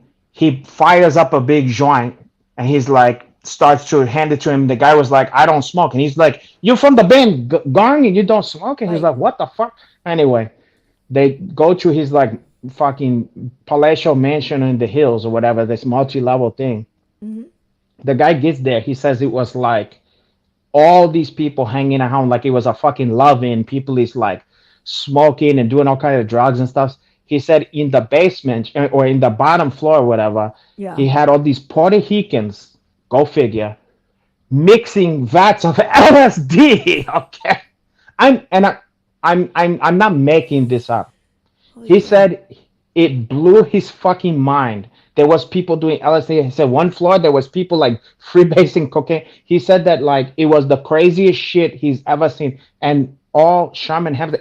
And another thing that was funny is he said that Sherman was all enamored with him at the airport. Was like all excited. Yeah. He said that he's never heard of or seen this guy in his life. The guy sent so much money. He was like, well, he's not full of shit or whatever, you know, and sent for him and his wifey, you know, like, and first class everything. It was like he thought it sounded like a practical joke, but everything kept coming in, the tickets and every stuff. He's like, okay, fuck it. Okay. He said that he never heard of this guy, you know, and they're not big on the Jefferson in fucking the UK or whatever. I would imagine not. But he said the whole time through the airport, everyone was like hunting after him like crazy, like trying to take pictures and autograph. And this guy was like, come on, come on. You know, he was like, Sherman Hemsley is like, come on, come on, come on. Like, but everybody was going nuts over him. He's like, what the fuck is going on? So like, Jorge Jefferson is like, sometimes you just don't know about people. That's all I guess I'm going to say. Apparently, You know? and I believe he passed away, right? Didn't he? Well, I hope so, because if we're Yeah, telling stories about him situation. with Puerto Ricans and LSD, I hope I'm not speaking out of school here. But I think he did No. pass away like a couple years ago. Too. But yeah, I did meet him, and Did he try to hit on you? no, I don't know. So what does this person say? Sounds like George Jefferson was a Thelamite. I don't know what that is. Sorry. What does it say? Sounds like George Jefferson was a Thelamite. I don't know what a Thelamite is. Huh, me neither. Dolomite. Never heard of Dolomite. it. I know Dolomite. I know Dolomite. Oh well. I'll get to. Okay. 11 years ago he died. Oh God, are you? Oh, jeez, Louise. Listen, I love me some Jorge Jefferson. Me too. Yeah, in 2012, they're saying he passed away. That's too bad. Wow, honkies was celebrating all over the world. Honky, you're honky. He But was it's the like- biggest enemy to honkies. That brings us back to the whole Lenny Kravitz thing, because his mom, Roxy Roper, Yes, of course, Yes. was the neighbor, who was married to the Mrs. white guy. Willis.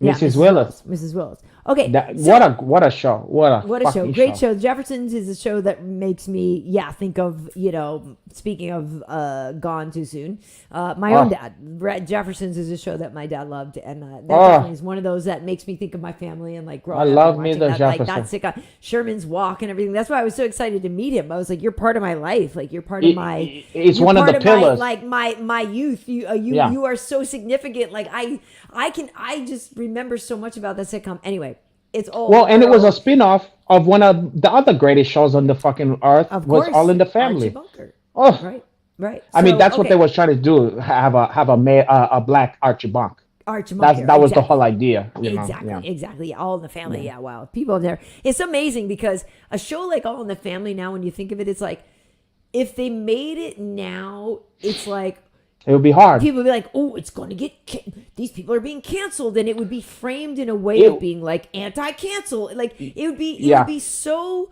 hard to make that show, which was it would be such a challenging. brilliant a commentary Yeah. on racism. It was such a great show. Oh my The God. problem with that too is where obviously, Carayo, there's no one more sensitive and politically correct as your Uncle Hanach, porra.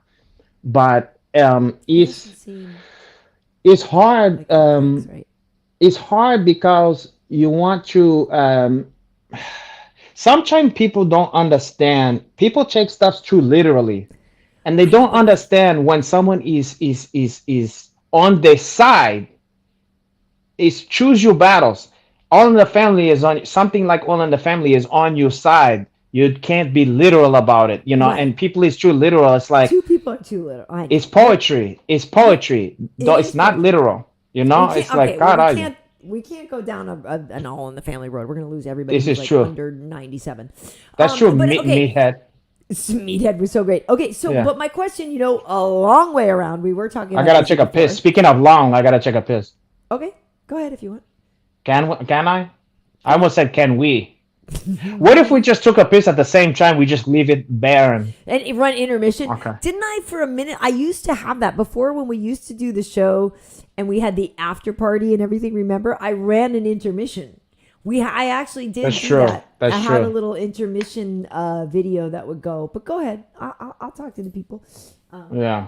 Go ahead. I better check these off because a big sound come from that one. It's like thunder. It sounds like a fire hose or something like that. Speaking Okay. of AC/DC, which we weren't. Or Thunder the Barbarian. Okay, enough. Okay. Make it quick, people. Little Seal says you're excused, Dunk, but make it quick. I know you guys gonna talk about me when I'm gone. So. And Omega wants you to take a D and don't cut the mic. So he's weird. Oh yeah, would love that, wouldn't you? Well, are you German? Probably German. He like his Shiza videos. But you're right, Elmo the Man. We finally got a piece of the pie. That's from the Jeffersons theme song. I don't want to bore you guys with old sitcoms, but that one is pretty great. And it's weird, that brings up something good. I don't know how many of you watch Succession. I do. I think it's really great. And I'm not going to say what happened. A lot of people have already spoken about it on social media, but I watched it on Sunday. It's a show I very much look forward to. If it did come out in a binge option, it's the type of show I would definitely binge. I think it's great. I also think what's so great about Succession is that writing, and you could read it as a comedy script, and those actors could play that as a straight comedy, and it would be brilliant as well. It's just so good. It's just so good. And the clothes. Oh my God, I want Shiv's wardrobe. So anyway, but the thing that happened and whatever. So I saw something on social media, people were like, hey, the thing that happened in the show shows you why the model of weekly episodic shows is still relevant, because it is still cool to watch something, and it is. I agree with that. Like the idea of having a show that something impactful happens and you would get around the water cooler or whatever, you'd talk about it at school the next day, you'd be like, oh my God, blah, blah, blah happened. Like, I don't want to say stuff from Breaking Bad or whatever. I don't know. I don't want to, whatever. I'm just saying, like, I do agree that there's something to be said for that collective viewing experience and that collective, oh my God, that just happened, that you get from episodic things that you don't get from binging. And if anybody here watches Succession, it is a fantastic show. And it's what? You know who's your Uncle Hanach's favorite character on there? Yes. Let me say, I'm gonna say your favorite. Well, if it's one of the family, it's definitely Roman. Not one of the family. And then it's Tom. Yeah. Of course, Tom Wom's Wong. Yeah. Because I freaking love Tom's Wom's Wong so effing much. He's so good on that show. For those who don't watch, anyway, Tom plays Shiv, one of the family members, the daughter, her husband, and he's this smarmy, milky. I love characters like that. Man. Wait, check your settings, Hanach. I'm hearing a little bit of a echo, and check your mic settings and all that. Hold on. Sometimes I've noticed when we come back from taking a break and then we rejoin, sometimes the settings change. And luckily somebody pointed that out last week to me, and I was able to like swap an audio thing or whatever. But I just know that sometimes when we walk away and come back, the settings change.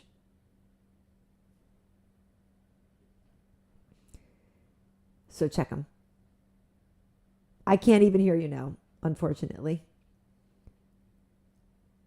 I cannot hear you now. I'm good at reading lips, but I can't hear you.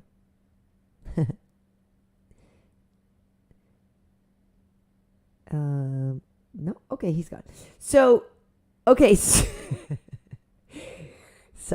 Meanwhile, I know why. That was on me, Hanato. Come back. Oh, wait. It says can't unmute your guest. Their mic isn't connected. Okay. Are you back? Wait. Unmute. Huh? There you are. I just noticed. Yeah, because you muted me, you fucking No, goofball. and then I tried. No, I looked at my thing and it said I can't unmute you because you weren't connected. You muted me because you're jealous. But hold on. What? Now, what am I jealous of? The timbre of my voice, the cadence. Listen. My voice is soothing to the viewers, and you hate it that they love that one. So listen. We have so much stuff to get to, and we went down this. Never mind the stuff to get to. We're talking about charm of freaking sitcoms. Hold on, no, charm. We're talking about charm from fucking what's his name? I'm a sucker for a character that is a spineless piece of shit. Like one of the my favorite kind is like Larry David, like someone who have no scruple. Oh shit! Wow. Speaking of no scruple, that is no. Oh, what are you? Oh, what the fuck? I have no. Pay no attention to the man behind the curtain. Yeah, Pay this no is the Wizard attention of Oz. to the man behind It's the like the curtain. movie The Wiz, kind of. Fuck. The Oz. Pay no attention. Sometimes Wizard I of Oz fucking to do. the man behind the curtain. I'm like Richard Pryor in The Wiz. Great and mighty Oz has spoken. Listen, this is the bash. People are lucky to even see a moment like that in history. The one time when I had a shot one imperfection. They got to witness that. Imagine my one Oh, the good thing is I'm getting my shortcomings. stomach crunches in. My abs are going to look I'll like give you your Gillian's. stomach Gillian, crunches. did you see her abs? Because mine have been, Yeah. mine You are notice? usually good. Oh, God. Mine are usually good, but like Let me see your belly button.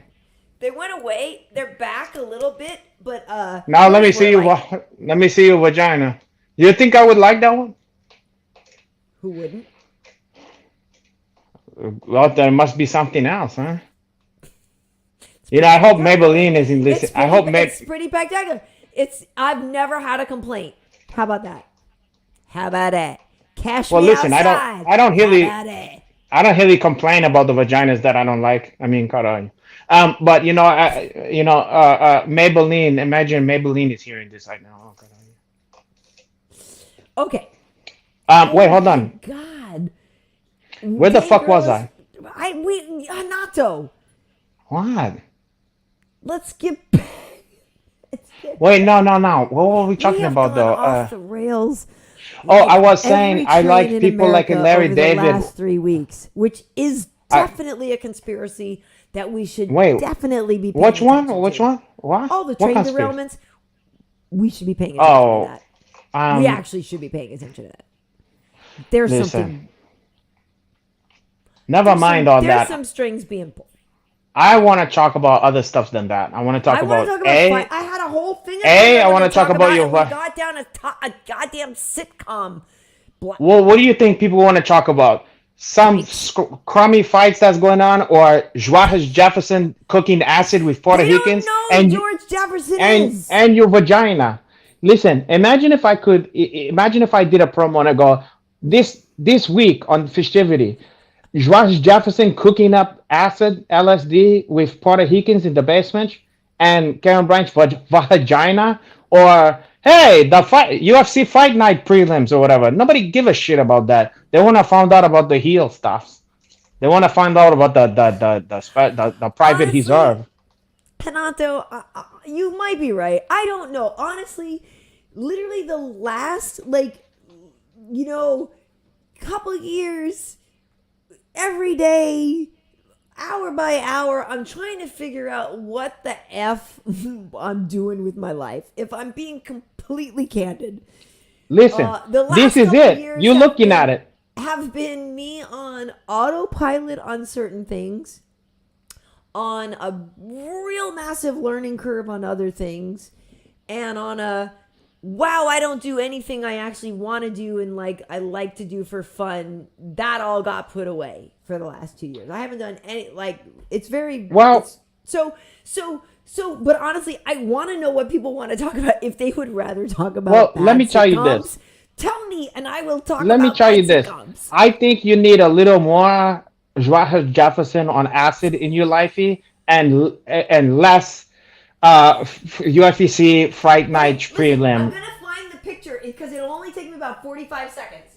Fine with me. I'll talk to the fucking people here. I have a picture of George Jefferson.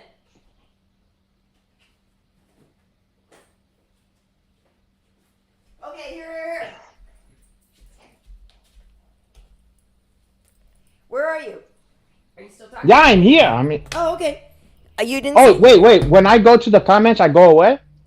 No, I don't know. I walked away. I didn't see you. I was just gonna say I have. Huh. I was just gonna show people. Wait, what's this one? Was this? I have this one. Oh, it's me and Iggy Pop.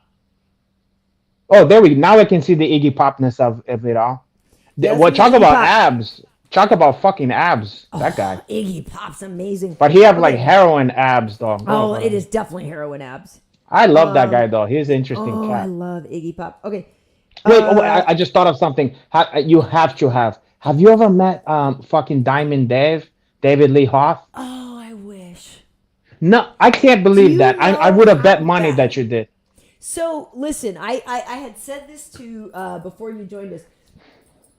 The my brother is the one who writes the theme song to our show, the music that we hear in the intro, and we're talking. So my brother's an avid guitar player, and he's really, really good. His name's Dane. You can find him on Instagram, Six String Guy. And I believe if you're watching on YouTube, I think I have his link in here as well. But it's definitely on the podcast link if you're listening to the audio. But so I know every Van Halen song, and I love Van Halen. And we were over on Fight Island when Eddie died, and the DJ, like for the fights, like we had all Van Halen that night and everything. Oh, that's great. Massive Van Halen fan. I love them, and They got some great stuff. If I I ever tell meet you. David Lee Roth, I will talk to him for 5 hours. I love David Lee Roth. Listen, I'm not. I mean, I love Sammy's fucking, okay, but David's better. Oh no. Like, listen, Sammy. Listen, Sammy is not Van Halen. Sammy. The one thing I'll give Sammy is he did a theme song for one of my favorite movie of all time. Me. Let's get in closer on that shit. Woo, God, are you? Look how young you look there. And Sherman Ooh, Hemsley. wee. You guys was the same age right there. Oh, God, are you? And that shirt is a the shirt, which I still have. Okay, wait. Da. My camera has to reset. I might need to go out and come back. Hold on. I'm gonna go back. You have soft lighting. Oh, look at this. Well, people got excited for a second. But, oh, look at that. Wait. Wait, Shoot. nothing. Wait, no. You have your soft lighting on there. I know because That looked like a Lifetime movie. I know. And then your Uncle Barbara Hanach. Walters. I know. Yeah. I know. Hold on. It's because I showed the picture. It needs to reset.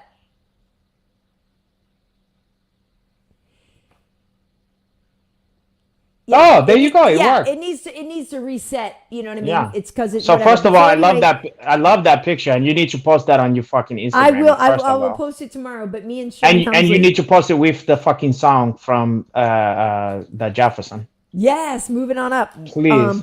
But yeah, so that shirt I still have. The's another band that I love who I actually got to hang out with, and that's it. Okay, and by the way, on the same page, I'm just gonna say, is pictures of me with a couple of guys from Faith No More, and then over here is what's his name from X, John Doe, and Oh shit! You digging in the crates, X.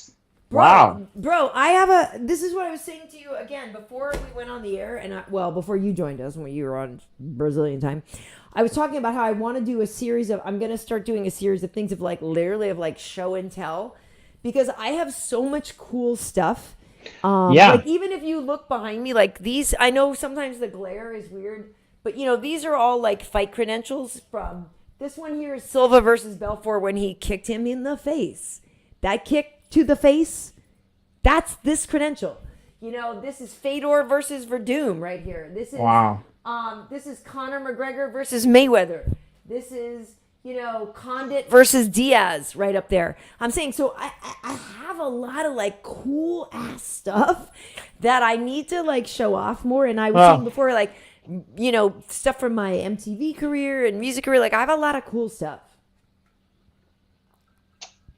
Well, we all have cool stuff, so. Do you? I mean, I could show you the stuffs that I have, but it's why even try to show that ones. I happen to have a couple of unopened, Chops, Operation Desert Shield cards, trading cards, unopened.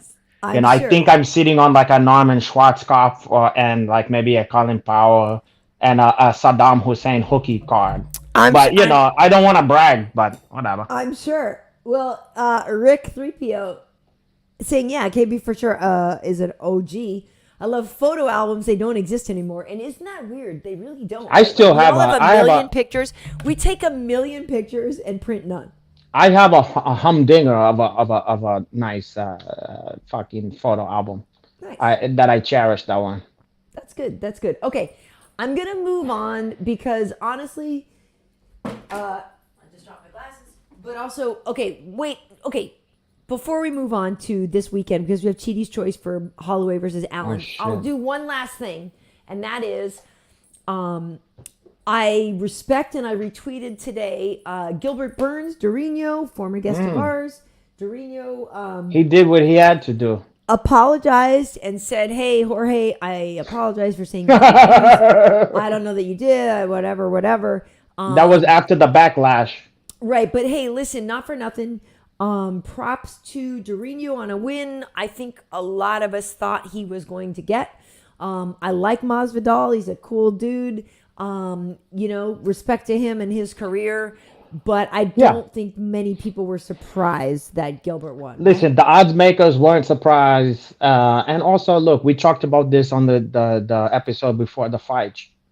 When you say out loud, if I lose this one, I'm going to hit Chaya, that is not a recipe for winning a fight, So, and he said a key thing. He said, and I don't know how much money the guy has made, and I don't know what he holds his winnings into, what other kind of dog fightings or whatever the fuck he's involved in. He's got his own boxing promotion, obviously. That's true. Just went off a couple weeks ago. And it was God great. knows what he's got going on, but he seems to be doing well financially. And sometimes when that's your goal, especially coming from his background, sometimes once you've reached that goal of that shit, the motivation of doing this like ball busting career of forget about, I think that guy could fight in the cage till he's 90. It's not that part that's hard for him. It's the fucking getting up for the training for that shit. It's you know what I mean? And the BS, it's the grind of every day of it. Keeping the passion of that, which you need in this fucking game. So I understand, but I wasn't expecting him to win that fight, even simply because the attitude of it, never mind the skill set. Right. I like Jorge a lot. I think he's cool. I like his, I like hanging out with him. Yeah. I think he's the perfect example of, you can be friends with people whose belief systems you don't agree with necessarily. Whatever are you talking about? I mean, but I've always been that way. Listen.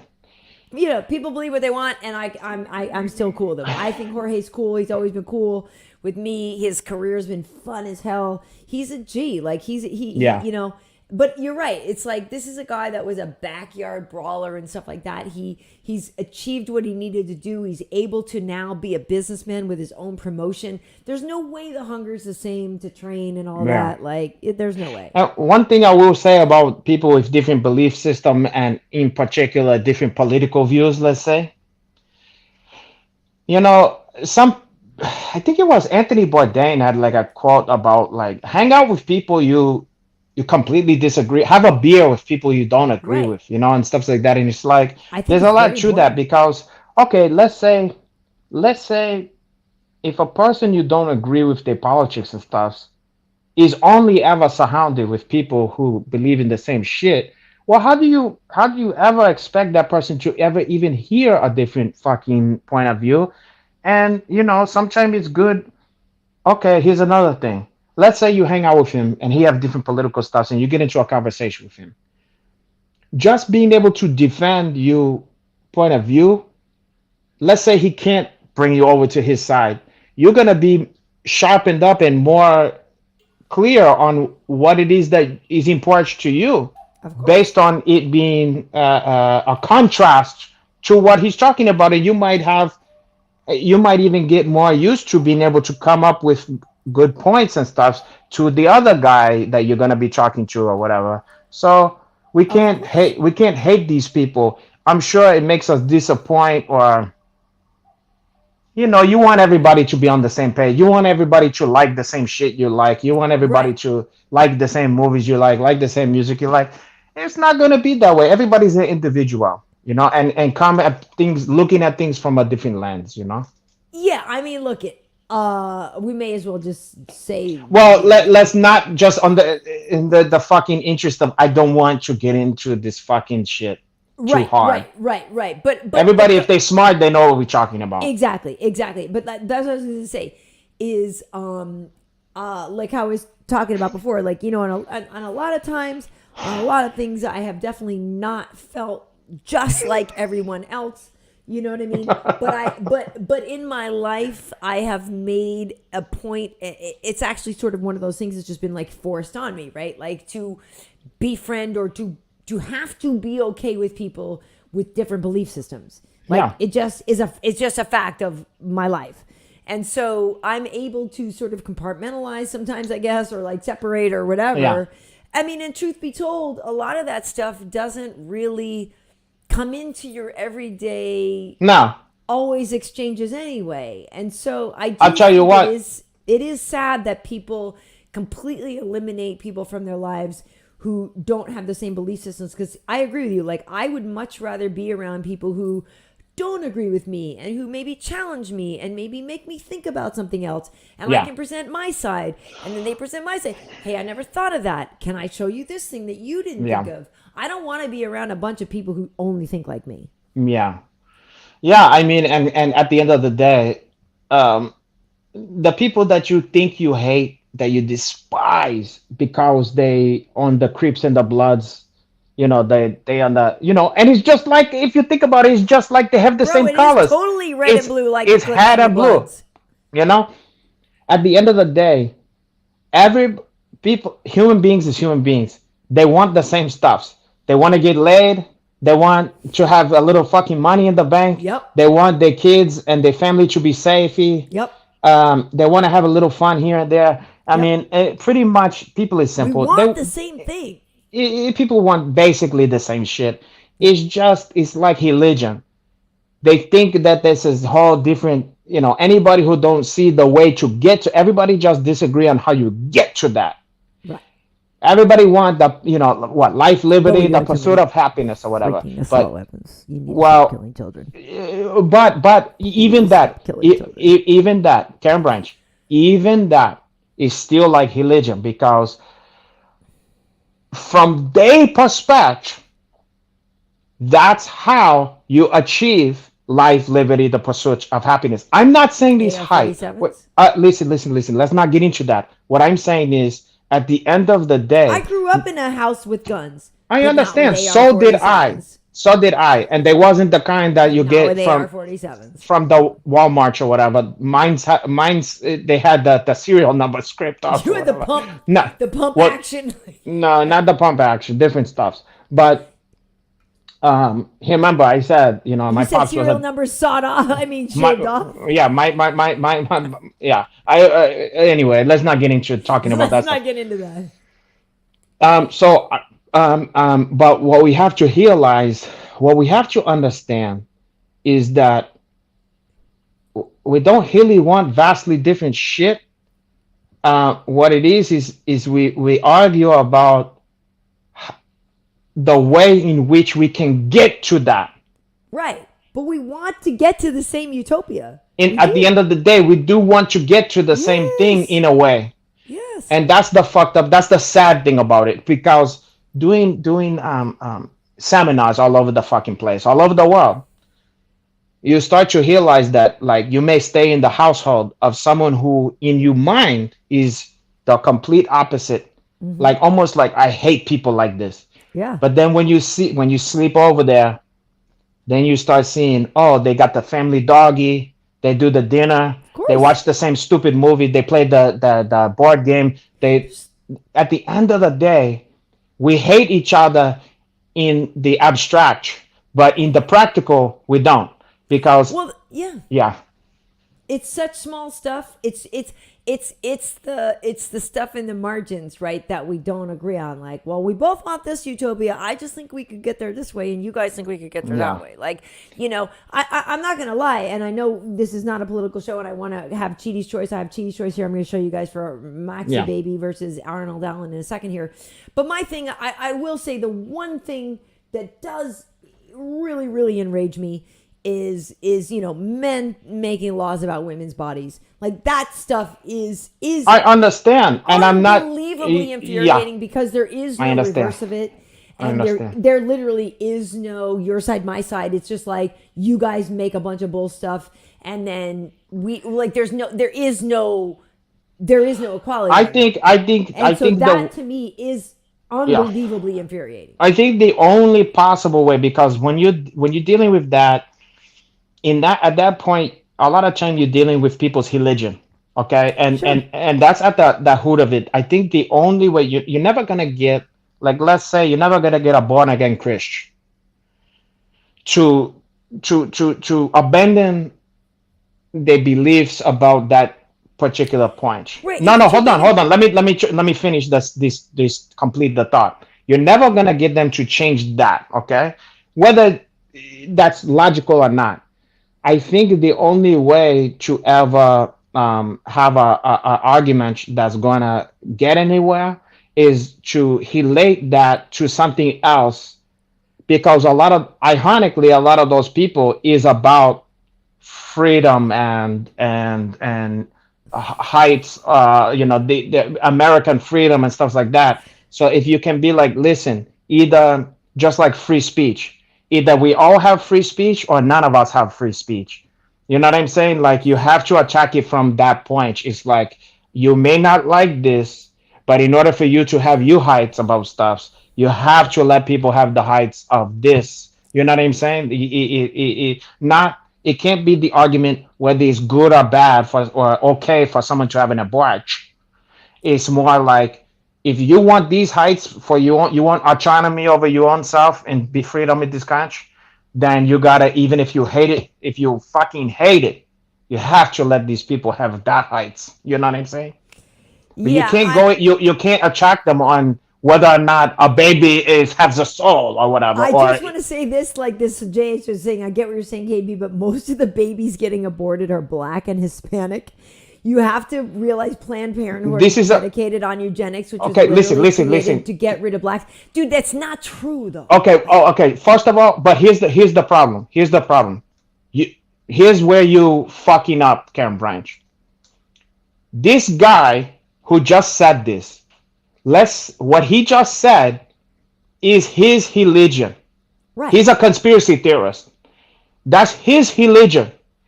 You cannot argue his religion.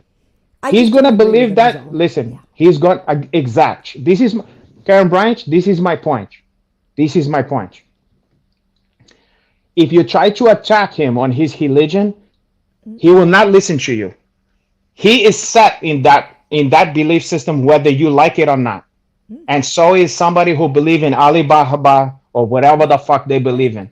So you're not going to change I them. can't change his mind. So we have to go from a political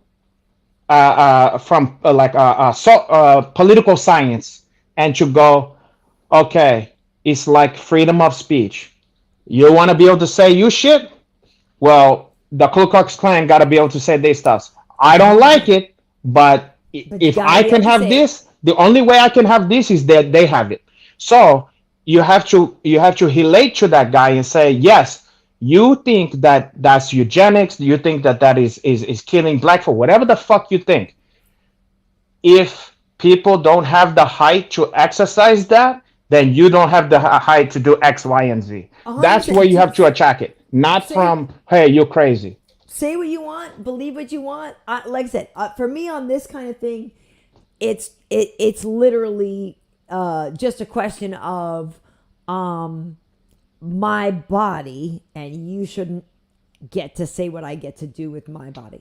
I That's agree. all it comes down to for me. I Like, agree. I actually I am agree. a woman who I can agree. create another So- person. so here's the and thing. you don't get to tell me what I do with my body. Here's because the I thing. have no flip Yeah. side. I can't tell you what to do with yours. And it's not even just about tit for tat, but it's literally like, where's my effing autonomy? Like, where's my autonomy? I agree, and I think that's We the gotta only. move on. We can't talk Well, hold about on. this. Well, we can though, but here's the only thing.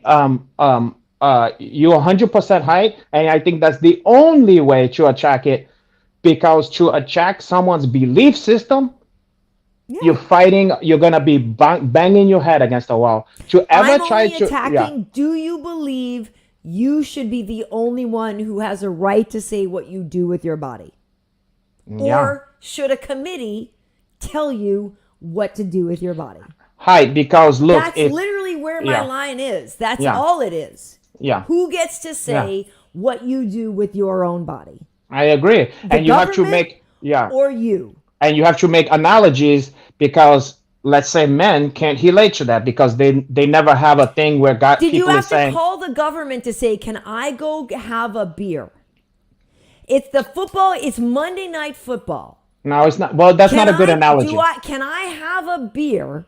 But that's not a powerful analogy. Does the government have to decide whether or not I can? I don't know. Yeah, but but you're on the high track. But you got to come up with something that's plausible. What we need to do is move on because I'm gonna Oh, that's fine. We can move on. Listen, I don't care how many aborts. Listen, you know me, Caralho. I think that the sooner way for them to go to heaven, the quicker to have the stairway to heaven for her. Because you can be close to my God. Oh, yes. Close to your God. Okay. Renato. Cheaty's Choice. Max Holloway versus Arnold Allen. Hello and welcome to another edition of Cheaty's Choice. Tonight, the Fistivities bearded dragon mascot is choosing the UFC Kansas City main event between Max Holloway and Arnold Allen. Cheaty is a bearded dragon. We put him down in front of 2 piles of arugula, but first we take the names and we randomize them so we don't know who's who. Put one here, and we put Cheaty down, and he makes his choice. Okay, Cheaty has gone. Right, well, it's Cheaty's choice. It's Cheaty's choice. His body, his choice. His arugula, his choice. It's hard to do this. 100%. I'm telling you. He has autonomy. You're gonna tell him what to do with his arugula? He believes that Max Holloway. Wow. Get the victory in Kansas City. Interesting. We shall see. Now, how does he think? What does he think is going to be the deciding factor? The experience? I don't know, but he went right for Max. And honestly, I'm not for nothing. If you remember last week's, and I could show it. Do you remember that he picked? He went to the left, right? So he goes to the left. He picks Pereira, and then he goes, oh, and then he starts chowing down on the pile. To the right for Adesanya. So he meant that Pereira was going to look like he was going to win, and then boom. I'm literally calling last week as like because he picked it and then he went, oh no, like he only ate one piece of the Pereira pile and then he only ate the Adesanya one. So I'm kind of gonna call that one a draw if I'm honest, because also I get to make the rules. But I know he actually, if I could show it to you, I still have that's you. Wait, that's you, Cheaty. You choice. You own him. I can show you and we can all decide together. But on this one, to me, he felt like Max, I think it is the experience. Look at Arnold Allen, the last fight of his against Calvin Kattar. Calvin's knee blew out. And, yeah, but look at the fight versus Hangman. Listen, he beat Dan Hooker, former guest of ours. But not Calvin just Kattar's a former guest of ours. I'm not trying to take anything away from Arnold Allen. Arnold Allen, much like we were talking about before with Yanez, Arnold Allen is the future. Yeah, he definitely Max is going to win. Listen, I'm a big fan of Max, so I would never, this is another one where it's hard for me, because I like both guys, and I don't know. I mean, you think Arnold? It sounds like you think Arnold's going to win. Well, the way I traditionally go, and I feel bad because I'm a Holloway fan, I tend to be the kind of guy who's like, if somebody's been there, did that, I'm like, well, if I have to flip a coin, it's like, maybe the guy who never got to experience that yet, maybe I want. So you know take what I mean? Youth over experience in general then? I think, no, not that. That's what it sounds like, though. No. Taking next gen versus, you're taking upstart versus veteran. Okay, if it's like a situation where, let's say neither of them have won a title before, I would be all in for Max Holloway. You understand? Because if neither of them had won, have ever had a title, because I would go, Max is older, he's the underdog. Because of that, I want this guy to get his championship. But do you think so? You think actually what it sounds like then is you think that Max is on the other side of the hill now? Then no, I think that if there's if it's a toss up to me, I like both guys, okay, and I can't figure out who to root for, and I'm like, fuck, I like both these guys. Agreed. The one thing I have is that, like, well, one of them hasn't reached the mountain top yet. So Fucking does that mean Holloway. he's hungrier and he's gonna, or does that mean No, it just means who would I hoot for? Who would I have? Not that I'm giving an edge to somebody. I'm just saying who would I if it's hard for me to pick one that I want to win. And if there's one little thing I can say, well, Arnold haven't been there, haven't tasted it yet, so so maybe you him. root for the guy who hasn't been there yet? Maybe Given if the I choice. if I'm gonna hoot for either of them, maybe I go a little bit over into the Allen. But see, I disagree with you. I'm going to call you on your bluff here because Go in ahead. that situation of Yanez versus Font, you went for Font. Funch hasn't had a fucking title before. No, I know, but not about titles still. But again, it's still the experienced, been there guy versus the upstart. Because my thinking on that one is, if Hob Funch lose another fight, he's one step closer to like the glue factory, Yeah, and I don't want to see that happen. right. So if Yanez lose one, I don't even Doesn't think it matter. means it makes a fuck of a difference, to Doesn't be matter honest. right now. Because It doesn't. one loss can always be brushed off as a fluke. So I don't want him to lose, but I'm saying one guy, the consequence of losing is very, very difficult. So And you one don't guy think is that's not. the same in this situation though, where Max Holloway The is difference in the in same perilous position of trying to hang on to the what difference the difference in Max Holloway is he has done everything one can do in this sport. right? But he still wants more. I understand that, but I'm not concerned about that. He's already had the title. He's been there. He's a UFC Hall of Famer, as far as I'm concerned. His Right, but- legacy is cement. So Arnold you're rooting Allen, for Arnold Allen then. I'm just saying, forget it. I hope both of them lose, okay? No, I I don't know what else you're to say. you're saying the tendency is in that situation when you have a guy who's done it all, achieved it all, or whatever, your heart tends to lean toward the guy who hasn't climbed the mountain yet, and that makes sense. I think first of all, let me makes preface this whole thing with saying I wish the two of them wasn't fighting, because I hate when two people I like fight. Of course. So the only thing I could say is, I guess maybe if I was to pick someone, I maybe go with Arnold Allen. But the thing is I don't even know until I watch the fight. My heart immediately when I turn it on, when it starts, when the bell rings, my heart automatically go with someone, and sometimes my brain was hung about who I want. I don't know till it start. Isn't that funny? That Yeah. I 100% agree with you on that, because Yeah. that has definitely happened to me. Yeah. Where I'm like, I didn't know I had a dog in the fight, and the next thing you know, I'm watching the fight, and I'm like, oh my god, like I'm totally. Or sometimes I rooting for think I somebody. had a different dog in the fight, and then it starts, and I go, "Look at me! I'm hooting for so and so." And a lot of times I would never say it out loud. I would never tell nobody, but secretly I'm like, "Oh shit! Look at me hooting for this guy." Well, plus the other cool thing too, though, is at the end of the day, like I'm a massive Max Holloway fan. Like I Me think too. he's so great, and he's just been in legendary fights. His vibe is Yeah. great. Why not? Like his whole Yeah. everything about Max is so likable. But the other Listen. thing about him too is he has the option still of like going up to lightweight. He has Yeah. other things he can still He's a play great around and guy. do with. Like even if on Saturday we find out like, bruh, Arnold is the future of 145, like that doesn't mean Max is done. It just means, yeah, maybe Max, you should just move up now. And like Yeah. these young kids like are, you know what I mean? Like Yeah. Max is always going to have options. I don't know. I just love him. Listen, I'm one of those people like sometimes it's like let another guy have a chase. You know what I mean? Like, okay, you know what I mean? Like and Yeah, but Again. Max doesn't want to let another guy have a taste. I'm not trying to let some other people have. let me have a chase, boy. When you're trying to hold your position, you're playing king of the hill. You're trying to kick people off. I understand. So who are you hooting for? You hooting for Max? I don't know, man. They're both great.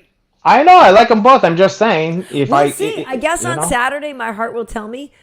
your heart will My heart go will tell on me either on way. Saturday. Either My heart will way, tell me your on heart will Saturday. go on. Go on. Hold Heart on, will tell let's me on see. Saturday. What do other people think here? I was for? just gonna say, let's go to the comments. Yeah. I'll tell you one thing. One of those guys follow me on Instagram, and one of them And don't. one doesn't. Yeah. Guess which one? Arnold Guess- follows him. And guess which one I know? And guess who KB knows better? Max. Yeah. But I have to say this. I've met Max before, and he couldn't have been nicer. He's And he awesome. couldn't have been more fucking cool, you know, and you know, Right. of course he was, you know. That's what I'm saying. Like, to me, because I am a fan of Arnold. I've only, I think, hung out, like, spent time with him once. So I think he came to our desk in London one time. Or maybe he even didn't. I might be confusing it with my boy Nathaniel Wood, who I freaking love. So maybe Arnold even didn't come to the desk with us there, but like he came to the desk with us at the Apex, and I really like this kid. Like I really. Are you sure it wasn't Arnold Jackson? No, it's Arnold Allen, and he is the future. I'm down. I'm a fan. I'm like, good. sign me up. Yeah. But I love Max Holloway. Listen, I think it's gonna be a great fight, you know.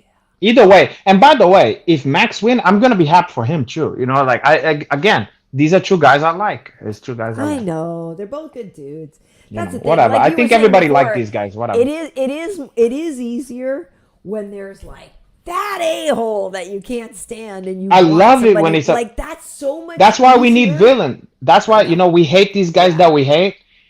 But what would we do without the villain? You know what I mean? We need villains. You need shit heel. You need people who's a heel. So heels, we should. Jack Dempsey. I thought you were going to bed because you had work, but Max Jack has Dempsey no is chance. back That's a and bold. and said That's that a his bold statement. No chance. No chance is bold. And would Jack Dempsey would beat Tyson? Wow. No chance is bold. This guy makes bold statements anyway with his avatar, with his screen name, with his. Yeah, that's a bold fucking statement, bro. But it is, you're right, the underband, it is crazy how fast the sport moves. Just a few years ago, a guy can go from top of the world to on their way out. I mean, that's the thing. Like, I feel like... Listen, that's I sports. wouldn't say that of Max, but like, I feel like that is something that you see. Like, even with speaking with someone like Gillian, she's training since she's 16, right? Like, a lot of the kids now, like Raul Rosa the other day, I know he lost, but he's so young, right? But like, kids are getting in here really young now. Like, it's a viable thing. Like, it used to just be like NFL, whatever, MLB, whatever, as like real jobs a professional athlete can get.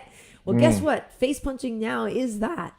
So we have a lot of people, you know, getting in here young, but I agree. A lot of young women is getting in here. I mean, 20, 21, 23, they're getting in here and I'm like, what the fuck? You wish. And the turnover at this point is like, But I do think, like that there's something to be said for, you know, like, don't jump in too soon, but don't write off the veterans too soon either. Like, I don't know, man. It's a weird sport, right? Because you can be a it's veteran the hardest at sport in the 27 fucking and world. Be you Yeah. could have gotten beat up. Like, It's the crazy. hardest sport Crazy. in the fucking universe. There's nothing harder than this sport. Yeah, it's tough. And the money ain't as great sometimes as fucking, like, let's say, the other major sports. I mean, not even close. They're born to do it then. That's the whole thing. That's the thing, right? Yeah. Like, I'm born to do it, but I leave it to these young guys now. no, but that is it. It is a whole thing where it's like you just said, you don't get compensated as well as other things. And like, you could have done a lot of other things in your life to save your brain and to save your body. Yeah. But it's amazing only the to chop percentage in this shit live like, you know, that big, that, you know. Well, but yeah, and just in general, what a pursuit for your life. Like, the pursuit of something that is only ever going to damage your body. Like, Listen, to quote Richard Pryor, all I ever wanted to do was sit on the porch and look at pussy. You know, he was like, I never could fight. I never was a fighter. All I wanted to do was sit on the porch. Yeah. Yeah. You know, some people is cut off for that shit. But you know what? Another thing I think with fighters is like, if they could do something else, they would. It's in them, you know? Just look there's no way I'm walking into a bank and Justin Gaethje is my teller. It's not going to happen. He's No, born maybe for so. violence. He's I born could for see him at like violence. Washington Mutual. No, he's not Armenian, guy. No, I'm kidding. Why? How come everybody at the fucking bank in LA is Armenian? What the fuck is? You're They right. have the You're market right. cornered on that shit. You're right. And it's funny because all I think of too is like you know that song by Cake. All I wanted was like a girl in a short skirt and a long jacket. No, but that sounds It's a great good song, to and me. to me, and honestly, it's on my jump rope, one of my jump rope mixes, and You because it's jump like rope. she's changing her name from Kitty to Karen or whatever, right? And then it is like it's like the whole thing about like how she's this girl who like she cuts through red tape and whatever she wears. Oh, a wait, short maybe skirt and wait a second. long Wait. jacket. I think I know that song now. Now Doom. yeah. Now I think I know that one. Yeah. It's great. Mm. It's great. Cake has some. Speaking really- of cakes, you listening to that while you're jumping up, huh? Oh. So you'll laugh. Oh, see, Elmo loves that song too. You'll laugh. I was in my shorty shorts, and then a guy came in the gym yesterday. I was like, oh no. Yeah, Like, they're clapping. Was he a trash? Oh. And they were clapping, and I was like, oh no. Boy. Like, oh no. Like I was in my shorty shorts. What did the sound like when your cheeks clap like that? Well, I jumped pretty fast, so I don't know. And then I'm like, oh no. And then I'll try to like anyway. I did get freaked out because I was halfway through my workout, but then he came in and I got really self-conscious. Thank God he had headphones on because I play music on my little speaker because it's hard to wear headphones and jump rope, like they fall out. And so, but I was like, oh, thank God he had headphones on. But I was like, I got very self-conscious because of, When your cheeks is a clapping, something's about to happen for her because you won't be you won't be jumping this hope is gonna be jumping you for her if you're not careful. If I hear those cheeks are clapping. Yeah. You clap them cheeks. Yeah, so I was embarrassed and I was trying to finish my workout as fast. I give those cheeks. I give those cheeks a round of applause. Yeah, right. Mixed martial arts. She's touring the facility and picking up slack. Yeah, now I know exactly what you're talking about. Yeah, it's such a great song. It's such a great song. Because the way that he's talking is almost as if it's like David Byrne might talk that way or something. It's true. She's changing her name. Yeah. Kitty to Karen. Yeah. She's it's totally. She's picking up slack and all. Oh, it's great. It's a great song. Hey, so there was another thing I wanted to get to, but I guess maybe we're just about wrapping it up. Yeah, we probably had to wrap it up soon, unless we can save some for fucking next week. Boy. Yeah, no, only one thing, Hanato, that I will. Oh God, no, I'm kidding. One thing that I will revisit. I'm starving, boy. Me too. I'm super hungry. Is just that for a lot of the people that are fighting this weekend in Kansas City, a lot of them were our former guests, and even though it may have been like a year ago or more than that, like that we would have people on and we would talk about their upcoming fight, but like we talk about so much other stuff. So I feel like a lot of our old episodes are still worth going back to. Of course, they what you call evergreen, boy. Right. Okay. So for example, this weekend at Kansas City, they can catch Brandon Royval last week, right? Brandon Royval. What a funny. He had an infectious smile. Like he looked like a fucking Haskell. Like he's a little Haskell. He is. Royval's great.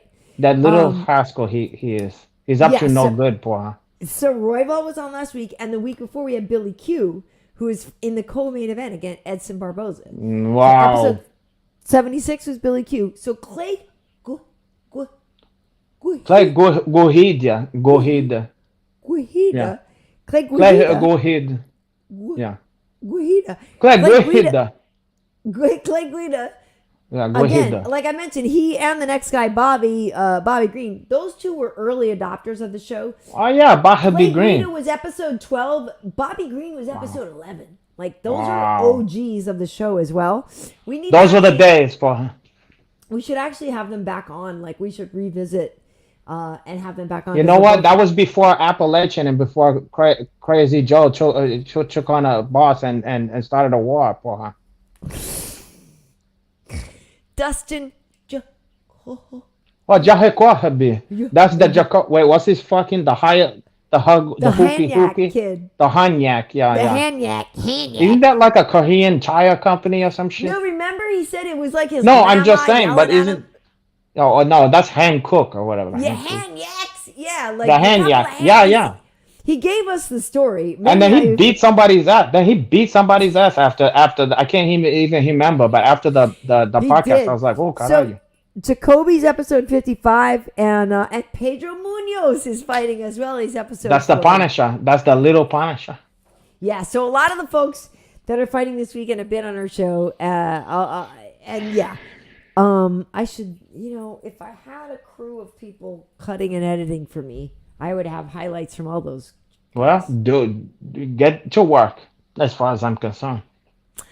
Okay, so Renato, I am Yeah. going to Kansas City this weekend. Good for you. I'm leaving on Thursday. Yeah, I'm excited. Working with Sugar. I haven't seen him in a minute, so it'll be Sugar Hashaj or Sugar O'Malley? Hush-hush. Oh, Hashaj. Who's a former guest of ours. And it's funny because when we were talking before about the whole mushroom thing, Rashad is heavy into that. He's going into the different dimension. Well, and he has Umbo. He has his own company now with they're very good actually. He's like these protein bars and things like that made with mushrooms and all that stuff. I've had some of them. They're quite good. Wait, you hallucinate when you eat that one? No. Oh, it's just like mushrooms, regular mushrooms. Yeah, and there's Who gives a different shit? things Campbell's Soup made the fucking stuff with mushrooms. A cream of mushroom. What's revolutionary about that? nothing. But okay, all of a sudden my fridge alarm is going. You know what that You is? hear that? It's telling you. It's like Weight Watchers. It's telling you not to go in there or whatever. No, You know. dude, honestly, why is it going off out of nowhere? Why? Because they put an alarm on there because you're stuffing your face and No, I eating. haven't. Wait, honestly, why is my refrigerator alarm going up? What the hell? All right, I don't understand what's happening, but we're about to wrap up the show anyway, and I'll figure it out. I don't know if you guys can hear that, but yeah, my fridge alarm is going off for some reason. Wow. That's because you're over your limit of. Dude, my fridge is so empty. That's sad. You need I a know. man in your life here to buy your groceries. My fridge No, I'm is kidding. empty. My VJJ is empty. My life is... You ne- Honestly, that's stressing me out, though, so I need to wrap this up. Yeah, you're not the Why only it just one. It's starts stressing me the randomly fuck out, beeping too. out of the blue. Listen, it's unprofessional as far as I'm It concerned. is unprofessional, and I apologize that my refrigerator... Imagine if randomly- I had like crickets chirping in the background or like every other week. When I Or go something. through this show and I'm listening and I'm doing something, like, what is that noise? I'm like, the crickets. check it up with the crickets. Honestly, that's stressing me out, though, so I don't know what's happening. Well, sorry, that's the people. alarm telling me Uncle Henach is trying to get the fuck out of here. This person so- saying it's time to eat. They're right. They're like, It, I'm you know, super hungry. for here, it is time to eat. is I'm time to fucking eat. hungry over here. It is time So to listen, it's been a great listen, you guys. You don't have to go home, but you gotta get the fuck out of here So you can find me. I'm gonna take care of this one right now. You can find me on Renato_Laranja. Meet me there. If you wanna, if you're female, you can DM me and we can work something out. We can work out some private or something like that. I'm gonna train you like the guys I was warning Gillian to watch out for. Yeah. Okay. And then that's it. And All right, and and also so- KB Bryant and Annihilation. No, I'm Right. kidding. So yeah, if you're watching this on YouTube, please hit that subscribe button. But on YouTube and on Twitter, I'm Karyn Bryant, Karyn. Bryant as in Kobe, no relation, but may he rest in peace. Over on Instagram, KB Heat. Also, you can follow Fistivities. This is making me crazy. But this was episode 78. We have audio versions of this as well on Spotify, Apple Podcasts, Amazon Music, and Hurry. And You gotta disarm the bomb like MacGruber. You ever seen MacGruber? oh, I gotta get out of here. Okay. That shit's about to explode. Thank you so much for joining us. If you missed any of this, go back to the beginning. Gillian It's Robertson the blue joined wire, us. the blue or the red one? The blue and the red. We gotta cut the wire. God, are you? All right, but anyway, yeah, my ice maker stopped working a few days ago, so I actually think my fridge is kind of currently freaking out, and I need to go figure out what's going on. Hurry. Okay, I'm all Gentlemen, fucking out of thank you here. for joining us. We appreciate you. We love you. I will see you in Kansas City on UFC Live and on the pre-show.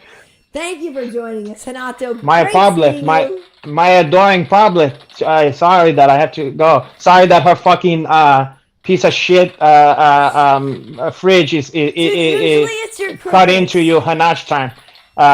Blame it on Karyn Bryant. You need to go to Fry's and get you another fucking See you later, refrigerator. everybody. Okay, ciao. Sorry. Mwah. I'm sorry.